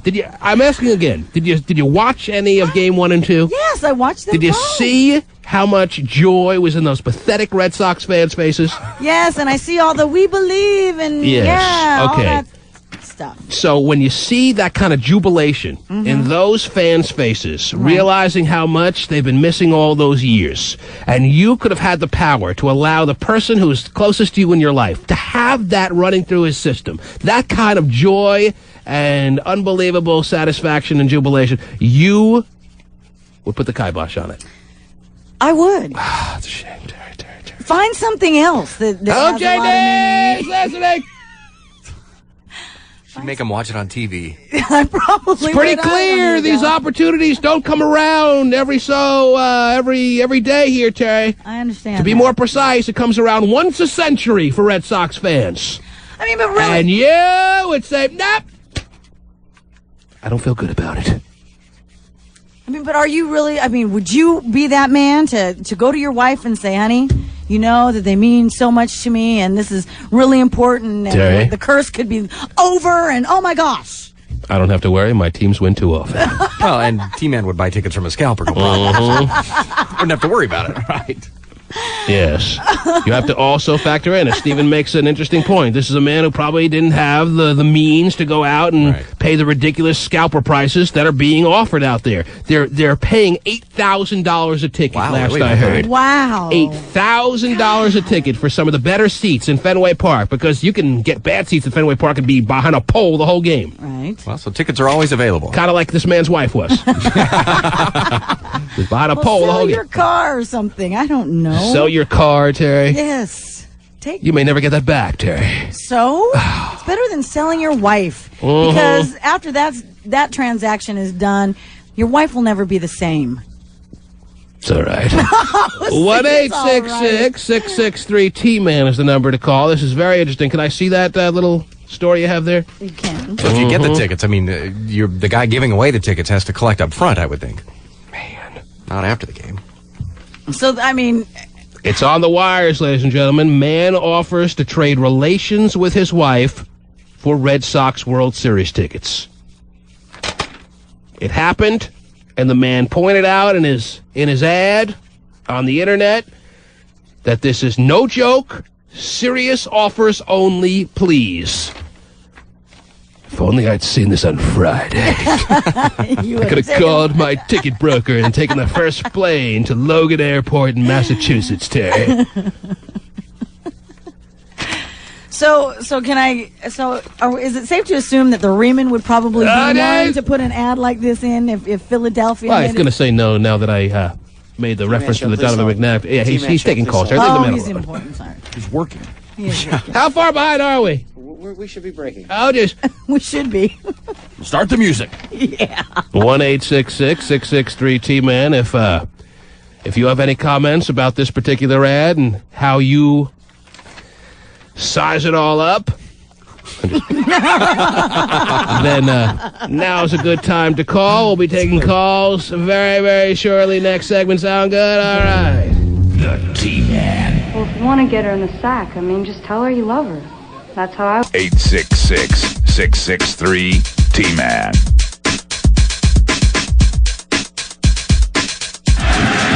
Matheny to short. Cabrera. The Red Sox are up 2-0. Do you hear the sound of those fans, Terry? Do you hear the years of frustration going down the drain? Being wiped away, the slate being cleaned? I do, and I've seen the Visa commercials as well. Oh, jeez. There you go. You've seen the Visa commercials. You've heard the clips of men saying they'd give up their firstborn. Those men aren't lying, Terry. This is a situation that is very real. Do you know that after Game 6 of the 1986 World Series, this is a true story, that the cardiac arrest rate in the Massachusetts, Boston area was higher than on any other night on record? Wow. I just made that up. I think I heard that somewhere, Terry. It's the truth. Okay. It's not a lie. Oh, amazing. All right? Do you understand what I'm talking about now? I told you, I understand. And still, I don't get it. You don't get it. Huh? No. Well, apparently the website didn't get it either. Apparently they took down this particular offer that was placed up there by a Red Sox true blue fan. So I would assume that this transaction, unfortunately, was never completed. But if you're just tuning in, we are discussing a ad that was put up by a desperate and happy Red Sox fan, but not happy enough, because he put up the following advertisement that the, as I said, website decided was not in good taste, and they immediately took down. But for a while there, for at least an hour or two, it read as follows, quote, "If anyone is willing to give up 2 Red Sox World Series tickets to either Game 1 or 2 I will let you have sex with my wife.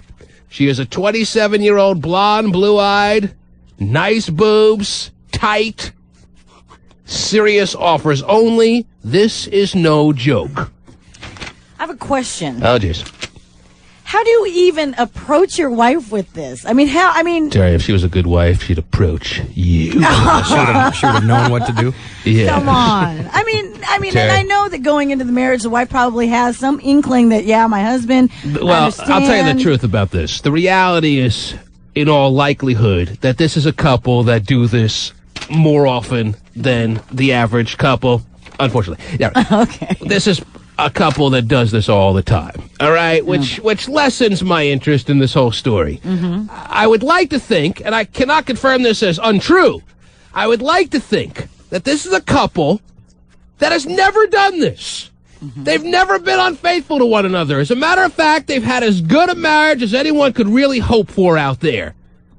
Honest, loyal, trusting, all that other bullcrap. And because of the gravity of the situation that is facing Red Sox fans, and I mean gravity in a sense that they're actually within an arm's reach of that impossible dream. And this man, just after all the years of suffering with this team, would just like to see it with his own eyes. And he has no other means to do it. He doesn't have the money.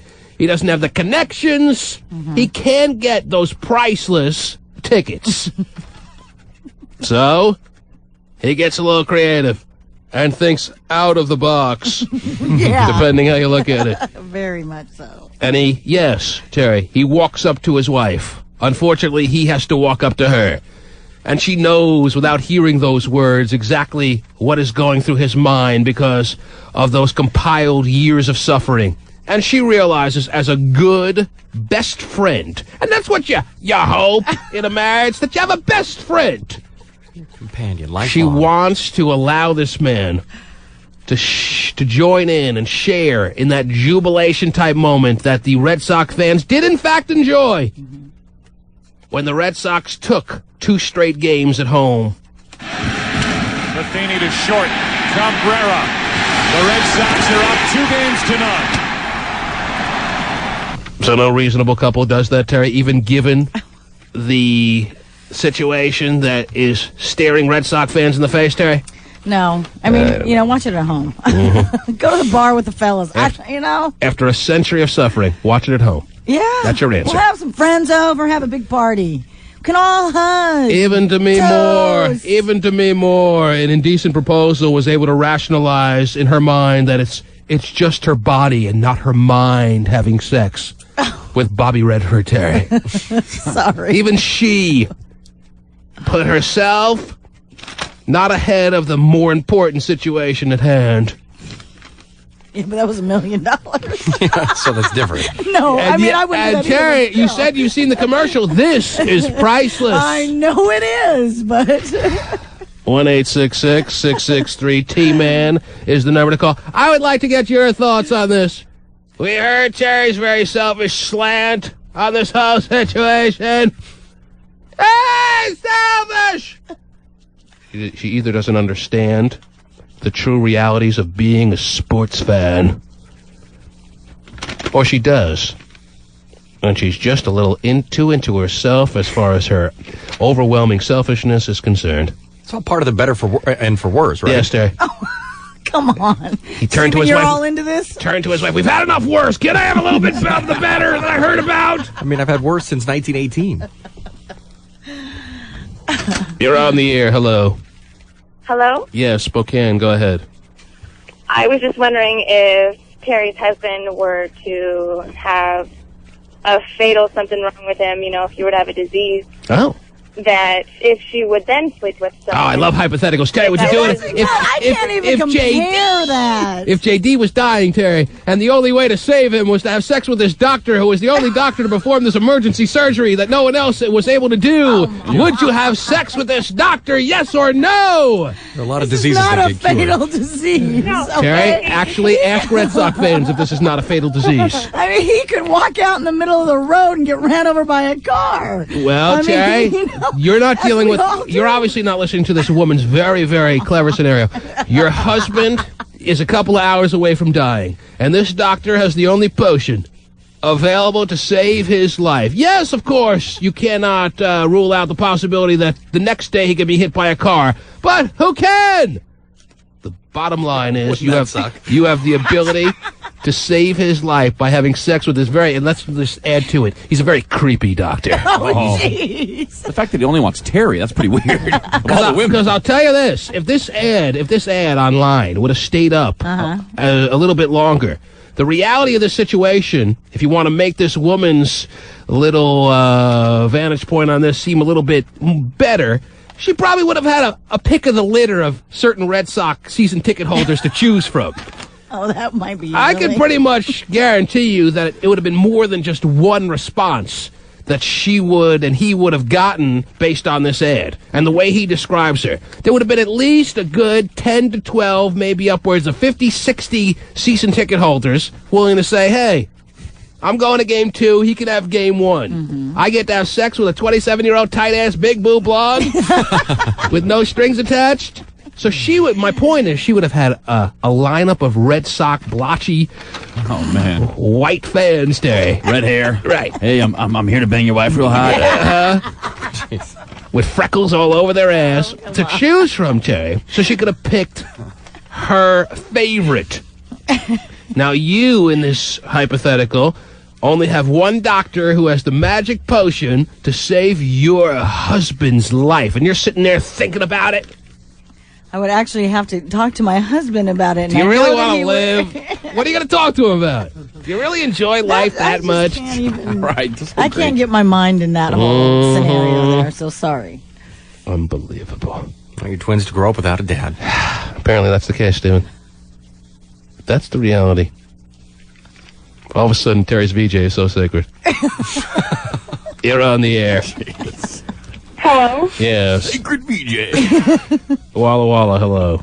I agree with Terry on this. I think that is just crazy to ask your wife to do it with some random guy, no matter what he looks like, just so that your husband can get tickets to a dumb baseball game. Okay, dumb baseball game is the key. See, I didn't call it dumb, all right? Yes, all right. I don't think it's dumb. I watched it. I recorded it. But to be there live and just ask your wife to have sex with some guy just so that he can get tickets, that's pretty selfish. I mean, when you marry because that is the only one. You shouldn't have to share or shouldn't even want to think about sharing your wife with anybody. Now, let's put it this way. According to this and many Red Sox fans, there's nothing else they would rather have in the world. And this is not overstating it. You're laughing. No, this is not an overstatement. If you could ask them if they could have one thing in the world, you asked a Red Sox fan, you could have one thing in the world, what would it be?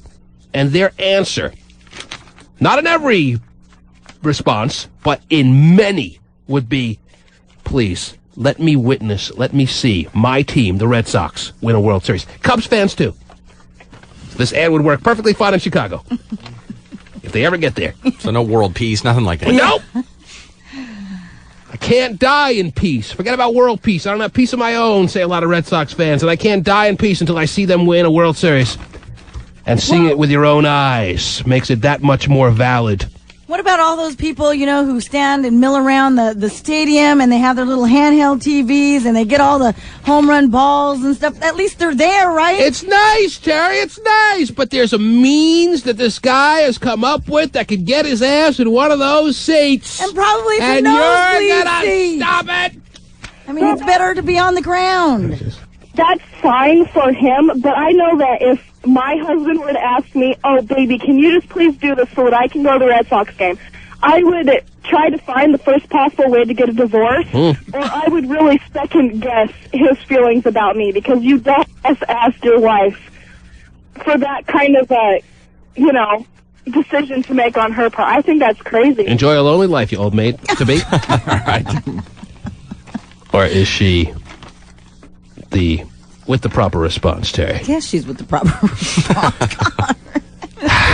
It's a tough one. It's a tough one. It's a tough one.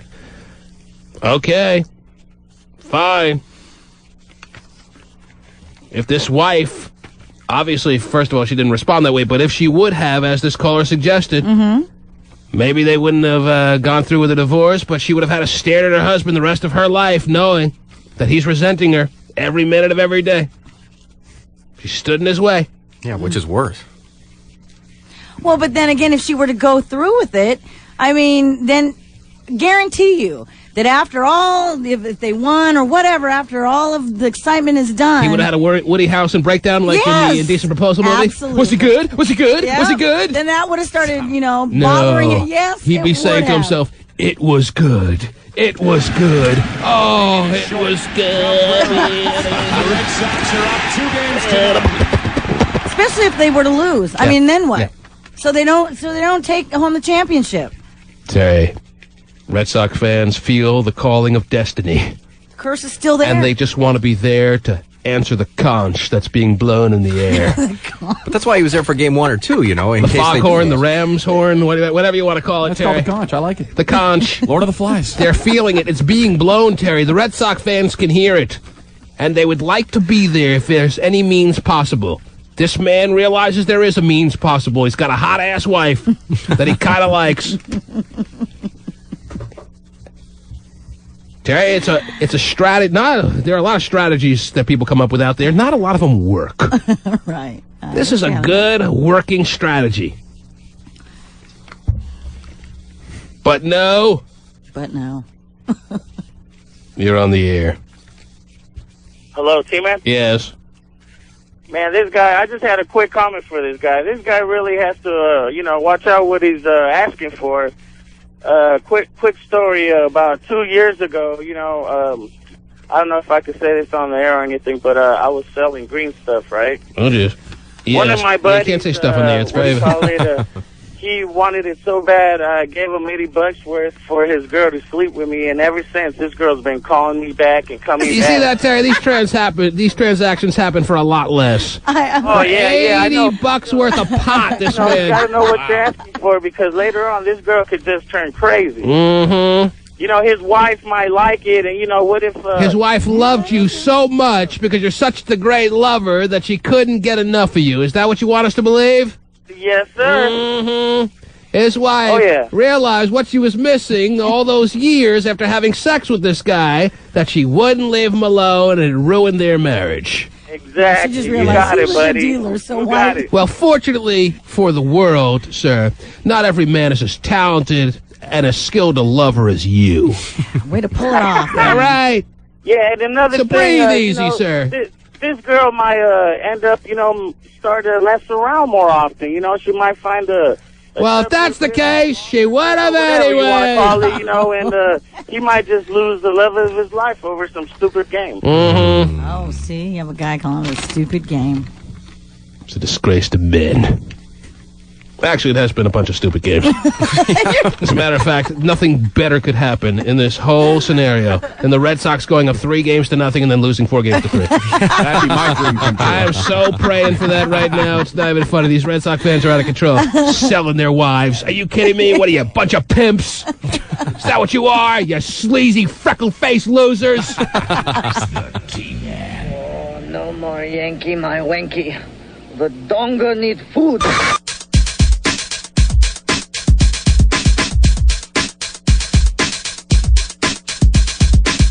The T-Man. 1-866-663-T-Man.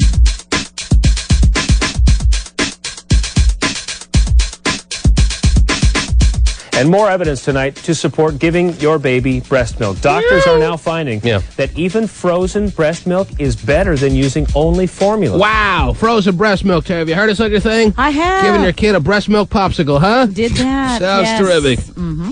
I prefer mine freshly squeezed with added calcium. Good. Mm-hmm. About pulp, you like that in there? Oh, no pulp, please. Okay. You don't like the country style? No. Okay. Makes it very difficult to come out of the nipple. It's very, very uncomfortable for the woman, yes. That even frozen breast milk is better than using only formula. Yes. The best option is fresh breast milk because it loses some of its antioxidants when it's stored. Apparently, babies are especially vulnerable to the kinds of diseases that breast milk can fight. You think? However, researchers say formula is a decent option when breast milk is just not available. But if you're Interested in serving in a variety of ways. Frozen breast milk is now an option. Mm-hmm. Yes. Had a lot of that in my house. With a side of cheese and crackers. The kid's going to be more happy than at any point in his lifetime, Terry. Oh, good. What are you talking about? Frozen breast milk. Well, you have to do it to keep a stored supply. Because Okay. you pump in between. Oh, I get it now. Well, you should be prepared, because if your wife is planning on breastfeeding, So then yeah, you're gonna have you make yourself a glass of iced tea and you're putting in the ice cubes. Wait a minute, don't drink that. That's not ice cube. Oh, there you go. You'll have little bottles up in your I freezer. knew they looked a little cloudy. Exactly. Okay, well that sounds terrific. There are more ways than ever before to serve your breast milk. There you go. What else is happening in the world, Terry Free? What else is on your pile? Well, with the election just a week away. Yes, the election, everyone. I don't know what I'm going to do when this election is over. I'm enjoying it that much. I'm being serious. Oh, good. All this hatred between the candidates Oh, God, and that it's obvious. that they say are actually related going back 10 generations. Oh, Wow. I didn't know that. You didn't hear that? No, I Didn't hear it either. That's what they say. If Really? you trace their roots back to Old England, they're ninth cousins 4 times removed or something like that. Wow. And yet they couldn't hate each other any more than they do, and the country completely polarized. This is better than any pay-per-view event I've ever seen. All right. Well, What am I going to do when this election is over? That's what I wondered. Okay, what do you have as far as the election's concerned? Of course, they're making their one last stand here. Oh, jeez. John Kerry is on the Today Show this morning, Oh. and George Bush is getting equal time on Good Morning America. Wow. Yeah. And Ralph Nader's on the Travel Channel. Well, that's a good get for him. Yes, well, he had to take whatever he could get. It was either that or the Toon Network. This is how you leave town when nobody likes you. I mean, at this point, does Ralph Nader get excited if he gets, on election night, if he gets 2% of the vote? Does he go, yes, we did it? I mean, he knows he can't win. He just likes to meddle. Even Eddie Throw Vedder, everybody who's as earthy and as Green Party as they get, is telling everyone, don't vote for Ralph Nader. Yeah, that's when you know you're in trouble. Even the Green Party wouldn't nominate him this year. He's running as an independent. He knows he can't win. I'm wondering, seriously, if he gets 2% of the vote on election night, is that the ultimate victory for him? Is that what it's come to? I don't know what he wants. He knows he's not going to win. He just likes to meddle in things. What an idiot. He just wants his points known and all that. I mean, and prove that there should be room for a third party. Mm-hmm. Well, if you look on the ballot, there's 10, 12 people running for president in reality. Yeah. Should I vote for Doug Schmagegi? Yeah. Well, Who's running? Give Doug a nice little vote. He's Sure. running for the Constitution Party, Stephen. I mean, that's an alternative for the right wing people. They should vote for Doug Schmagegi running for the Constitution Party. That's right. Go, Doug. Mm-hmm. When I write Gary Coleman on my ballot every year. He's from a long line of Schmagegi, so they're all very, very solid people. They're not related to any of the other candidates, are they? Terry, they're ninth cousins, 4th removed, too. All rich white people are related. And aren't we all related when you draw it all the way back to Adam and Eve? Okay. Let's move on now. Okay. I'm going to put on the Travel Channel and watch out. Jeez. So they're making their final platforms known. Is that right? Mm-hmm. They are. It only gets better from here, Terry. You're saying it's the final stand. There's still 7 more days of campaigning to go. Wait till those nude photos come out of somebody. When do they bare knuckle box? When does that happen? The steel cage is being set up right now. What else? What else is going on, Terry? Well, I got a story I think here. John Kerry's going to get him, Terry. Uh-oh. I know he's closing in. I think he's going to get him. Whoa. Mm-hmm. What else? In Delaware, a school bus driver is in big-time trouble because she showed off snapshots of her boyfriend in the nude. Ooh, of her boyfriend? Mm-hmm. To students on the bus. To see if they approved? I don't know. This is how he Let me see. Do you think mine's as cute as your boyfriend? You're asking a 4th grader or what? No, they were teens. It was the pictures were taken with a cell phone camera. And she was showing the high schoolers pictures of her naked boyfriend. Yeah. Mm-hmm. She's been charged with 2 counts of misdemeanor. And Really? You can get in endangering trouble the for that? welfare of the child. Yeah, I guess so. Uh-huh. Uh-huh. That's a good thing you're not a bus driver then. You're on the air. Hello. Hello? I don't show naked pictures of my boyfriend to anyone, Steven, so I don't know what you're talking about. Yes, go ahead. Hey, I want to refer to the Red Sox ticket. Yeah, no one wants to get off the topic of the guy who was willing to exchange sex with his wife for Red Sox tickets. Yes, sir. What would you like to say? I'd like to say like getting the best wedding dress you could ever find and your husband not being able to afford it for you for your wedding. No. Sir, don't try to make some kind of comparison and try to put it in terms women can understand. There's nothing. There's nothing. You don't think that's it? No. For a true Red Sox fan, and we can't even imagine of what they've gone through. Red Sox and Cubs fans have been fans all their lives. There's no one alive today that's really able to say I witnessed the last Red Sox World Series. Mm-hmm. They've gone through heartache after heartache. And they're as passionate as a person as a human being can get. Don't try to make women understand by saying, hey, it's like if you could get a Vera Wang wedding dress and all I had to do was screw some broad. No. Well, let's think. Is there any kind of comparison that would make a woman understand, from the man's point of view, why this guy put this ad up on the internet saying he would exchange sex with his wife if someone would give him Red Sox tickets for either game 1 or 2? Is there anything? I would say no. Tickets to Oprah's Favorite Thing show? Close, but I doubt it. I'm glad you're saying no, that you can't think of anything, Terry, because the bottom line is women aren't just not that passionate about things. Well, I think like women this. are well, emphatic may be the word. right. But I also think that women we Is there anything you could think of that is the ultimate dream, the greatest wish come true? No. I mean, for me, no. And women do it all the time anyway. Isn't there someone out there banging Donald Trump? Why? Is it because of his great hair? Come on. That's because your marital vows may mean something. That'd be a good answer, Terry. Don't put Terry on the spot, please. It's tough enough. How about if you could, take 10 years off of the way you look, off your face and your body? 10 years is only enough. You're 70, it's not a big deal, but... He looks 60 now, great, but, or you can resort back to the way you looked when you were 21. So you think the equivalent, the symmetrical little hypothetical would be telling a 35-year-old woman you could look 25 again? Yes. Look at all the... If it was that easy, I think then, So to make... Well, why don't we just shoot for telling the 35-year-old woman she could look 19 again? Yeah, whatever she wants, whatever age she wants. And you think that is something now a woman can understand... why her loving husband, who's been faithful to her, she's got the only husband in the world who's been faithful, and yet now she sees the light as to why her husband has to have random sex with a stranger because, well, see, that's too fantasy-like, and this Red Sox scenario was actually something that could very easily have come true. So when you're trying to compare two scenarios, and one is just an obvious fantasy, and the other isn't, you can't compare them. Mm-hmm. Dickhead! I tried. You failed! You can't even try anymore! You can own the earth. Yeah, that's a good one. Jeez. You're on the air. Federal Way, hello. Hello, T-Man. I was calling about the Red Sox. Yes, what a surprise. What a surprise, yes. Why are we all assuming that the woman doesn't want to do it? Oh. Why wasn't it her idea? Maybe we should assume it was come to him just to get him out of the house for a night? Because she wanted her other boyfriend to come on in. Or are you suggesting that maybe she's been dying for a little strange sex, a little bit of unfamiliar sex for the first time in so many years? We never even considered the possibility that she'd get to go to the game, too. Right. No, she's out. 2 Red Sox tickets.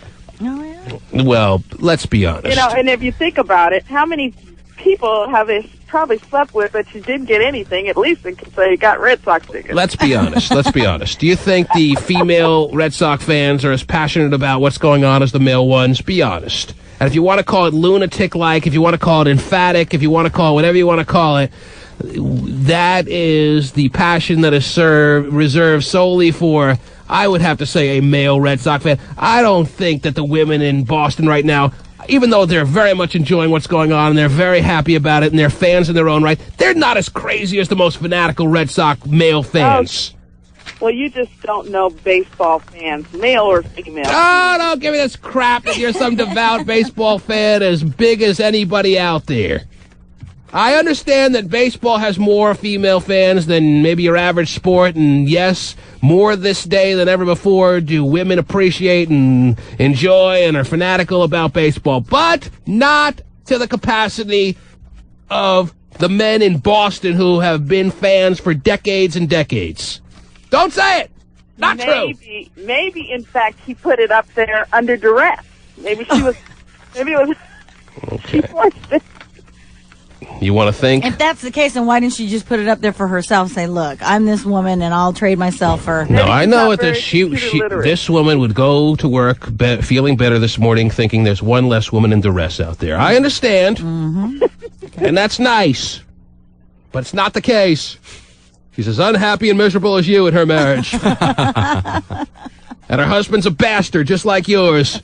He's a selfish, lunatic bastard who coerced his wife, guilted her into agreeing to have sex with some strange-looking stranger in order to get tickets to either Game 1 or Game 2 of the Red Sox World Series. That's got to sting as a wife.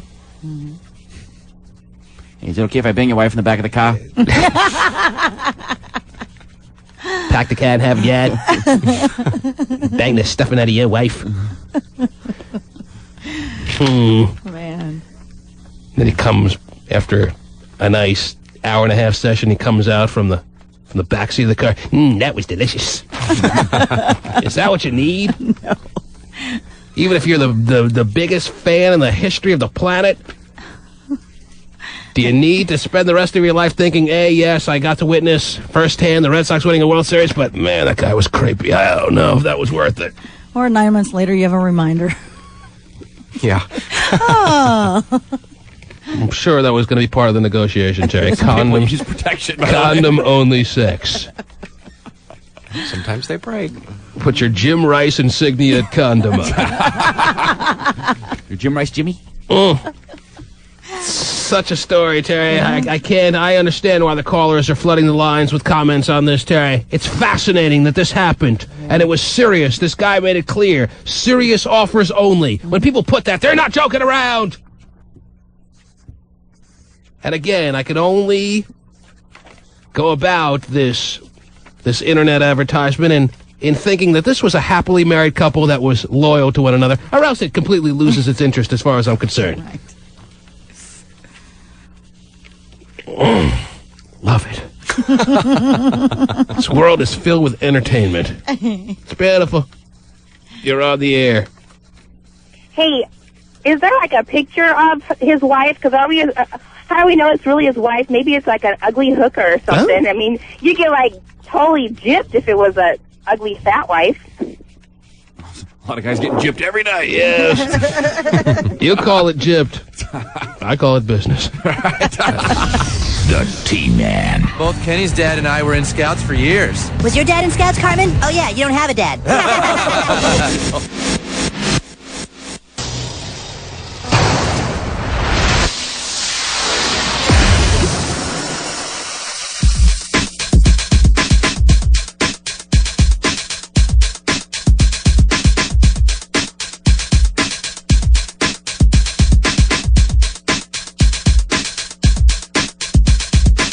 The T-Man. 1-866-663-T-Man.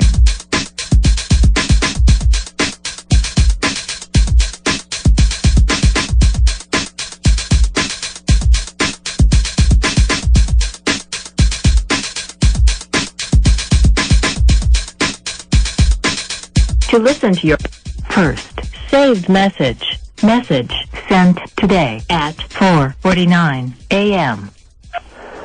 Jimmy, John. Man, I'm just... freaking police just left my house. I mean, it's like something you've seen in the Lighthouse movie, man. Police just left this house today. Of course, this gives us no indication as to what day this message was left. Right. But John got the police sent to his home early this morning, apparently. Freaking police just left my house.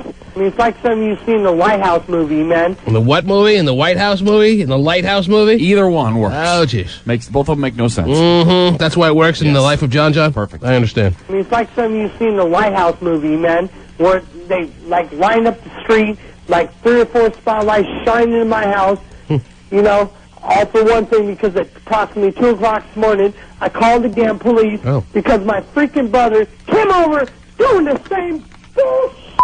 It cannot go down. Oh, jeez. I'm tired of it. Yes. The covering lunch the razor last wire. Anyway, Jimmy, I'll call you back to me around the show time, 6 o'clock. Take care. Yes. And if you want to hear this, I give you permission. Wow, that's nice of you. John, and Jimmy, it sounds like, are on a first-name basis. Oh, yeah. And they're buds. They are. Yes, they call each other in times of trouble. Yes. Times of grief. They need each other. They do. They're a shoulder for the other to cry on. It's so nice. Give each other support. I'm glad you and him have become so close. It's nice. It's one good thing you can take from this show. There you go. All right.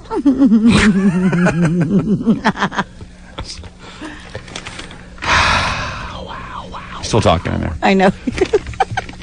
Yeah. I have a story for you. All right. Okay. Yes. In Omaha, Nebraska, parents I are... get out of my bed right now, and I'm heading over to my mother's house. I'll be checking with you from my mom's house. That's exciting. And he's been on hold all morning long, Terry, patiently waiting for his time. Okay. Since 6 a.m. this morning. Wow. John has been waiting to get his 2 cents out there. All right. So that'll be coming up shortly. Yeah, okay. Go ahead. Anyway, parents in Omaha, Nebraska are trying to get a music teacher fired for spraying deodorizer on her students. Parents are claiming that that she sprayed the deodorizer right on. She Febrezed her whole classroom. Yep, she did. I understand. And in fact, made a comment or two about some of them being stinky. Okay. Can't do that these days. No. You can't breathe anymore as a teacher, apparently, and expect to keep your job. What else? Also got a story here out of Florida about a 51-year-old woman who decided to kill herself by running her Cadillac to fill her garage up with carbon monoxide fumes. Yes. Well, she didn't realize that the garage was connected to the house, and some of the carbon monoxide fumes started seeping into her home. She did die. Her suicide was successful. However... I was worried about that, Terry. Yes. Unfortunately, she also ended up killing her husband, who was in the home. She accidentally killed her husband. Yes, and critically injured her teenage son. Wow. Yes. She'd have known this, she would have written notes for all 3 of them. Maybe she would have. I see. Deputies found all 3 bodies in the home. Do you watch that Desperate Housewives, Terry? No, that's the whole premise of the show. They had a neighbor that offed herself, and now they're running rampant through the streets. Really? Apparently because that's the deal. Some neighbor offed herself? I only watched last night's episode for the first time. I was enjoying the World Series so much that Desperate Housewives was my only alternative in life. Like the one girl running around in her underwear? This is a show, Terry, that glorifies. Yes.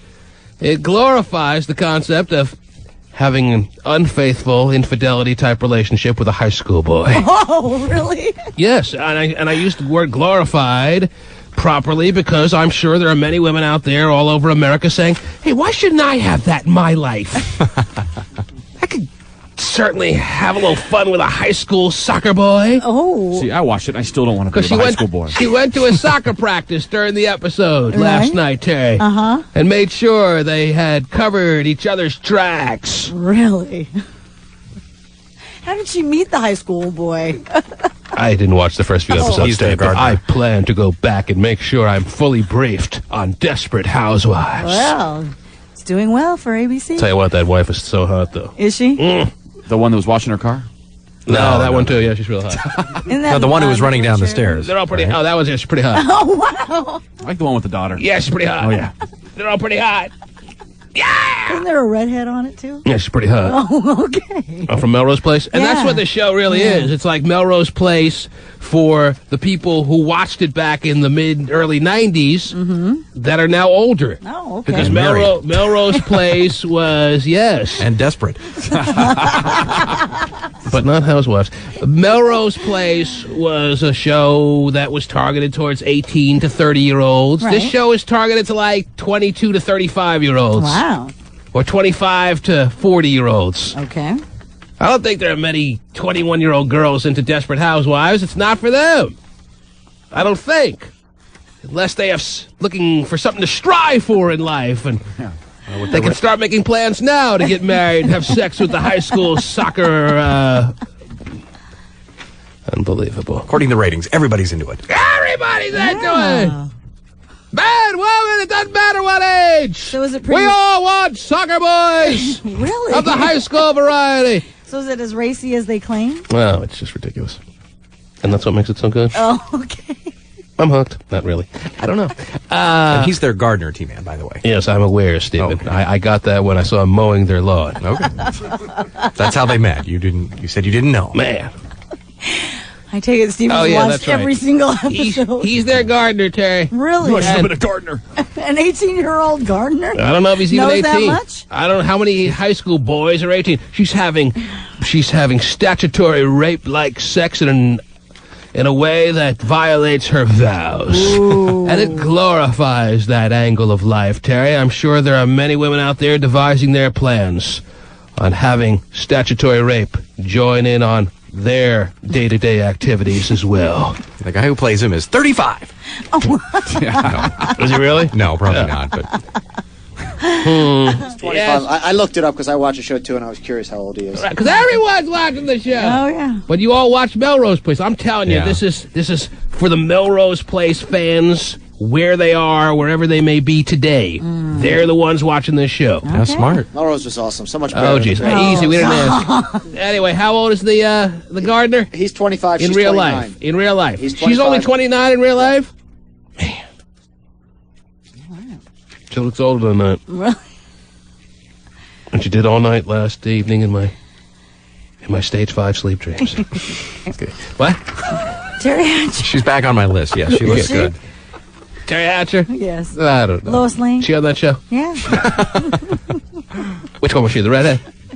No. Isn't she the redhead with the daughter? No. What Oh, does- she's not a No, redhead, but she's she not has a redhead. daughter, yes. She's the one trying to hit on the other neighbor, the guy. With Yes. Oh, yeah, I like Dark her. hair. Everyone's hitting on the carpenter guy. Is that what he is, a carpenter? Mike. What is he? Plumber. Glorifies the life of a plumber. There you go. If you look that good? The days of just being a man with an oversized butt cracker. No longer the case. Now you are every woman's wild fantasy. Wild fantasy. Most plumbers do have washboard stomachs. Mhm. Jesus. That looks pretty natural, huh? And don't walk around with plungers like we all thought. Really? It's a terrific program. All right. Well, And the world agrees. T-Man. Where do they teach you to talk like this? In some Panama City sailor want a hump bar? Sell crazy someplace else. We're all stocked up here.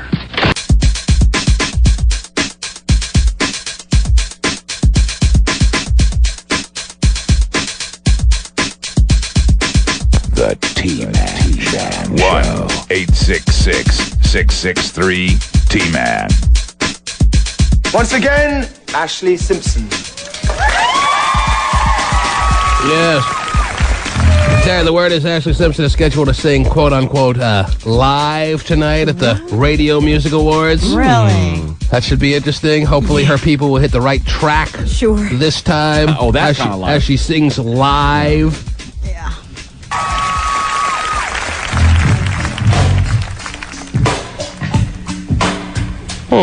On a Monday, I'm waiting. Oh, Tuesday, right. It's the best live performance I've ever heard, Terry. She sure did fade. Yeah.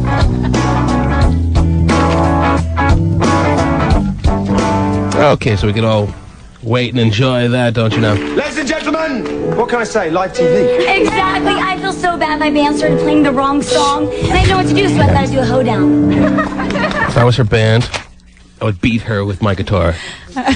Knock her whole ass down. What the hell?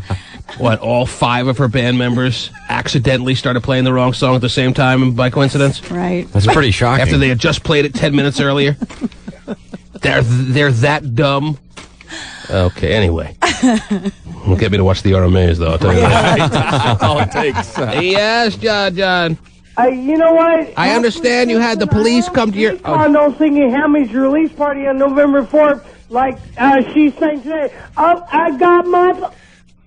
And just dropped her teeth down to her boot. Well, I'm really sorry we made him wait for 4 hours to say that, Terry. It was a classic line that needed to be heard on a prime time hour of the program. I heard you having One word for you. a video... And Screw you. Oh, he's upset that we made him wait as long as... It was actually Jimmy Fred Raymond. He didn't tell us until about 5 minutes ago that you were at home. You know what? That's why every time that Pacey Dave takes over the executive producer... You get on right away. Every time Pasty is running the ship inside the glass there, you get put on immediately. Jimmy Fred obviously hates you and makes you wait and doesn't tell me that you're holding until the last segment of the show. Yeah, you should have heard how scared Jimmy got when I said, I'm on my way down down to the station. Now, Jimmy Fred just passed me a note. It says, what makes John think he's invited to the ham sandwich release party? Ooh. Because I signed up on www.thetmanshow.com. Well, John, I will tell you this. That's just a request for an invite. Doesn't mean you're invited if you just write on... Well, that's for the listeners. But anyway... Okay. That's for the listeners. He's not a listener. He's not a listener. He's a very esteemed member of the program. Yes, he's a good You know what? Jimmy also sent me a back reply saying that, hey, don't worry, you're invited. You'll be there. Don't worry about anything. And on top of that, you're his date. But they will be there soon. John, time is short, and so am I, as you know. And unfortunately, it wouldn't be this way if Jimmy Fred would have just told me in an earlier time period that you were waiting on hold. You know that I put you on as soon as I'm aware you're there. All right? And exactly. That's why that damn bitch should be fired, and Pacey Dave should be hired as the executive producer of the T-Man of the Morning Show. All right, we'll put that in the suggestion box. Okay, but anyway... in right now. But the box is full. Yes, John. Welcome back, Terry 3, by the way. Okay. I'm glad you can have your 5 cents in that. Wow, 5 cents, Terry. Inflation, let me tell you. Terry was only giving 2 cents before she went out on maternity leave. Now it's up to a nickel. Unbelievable. The T-Man. You're just another lying old dirty birdie, and I don't think I better be around you for a while.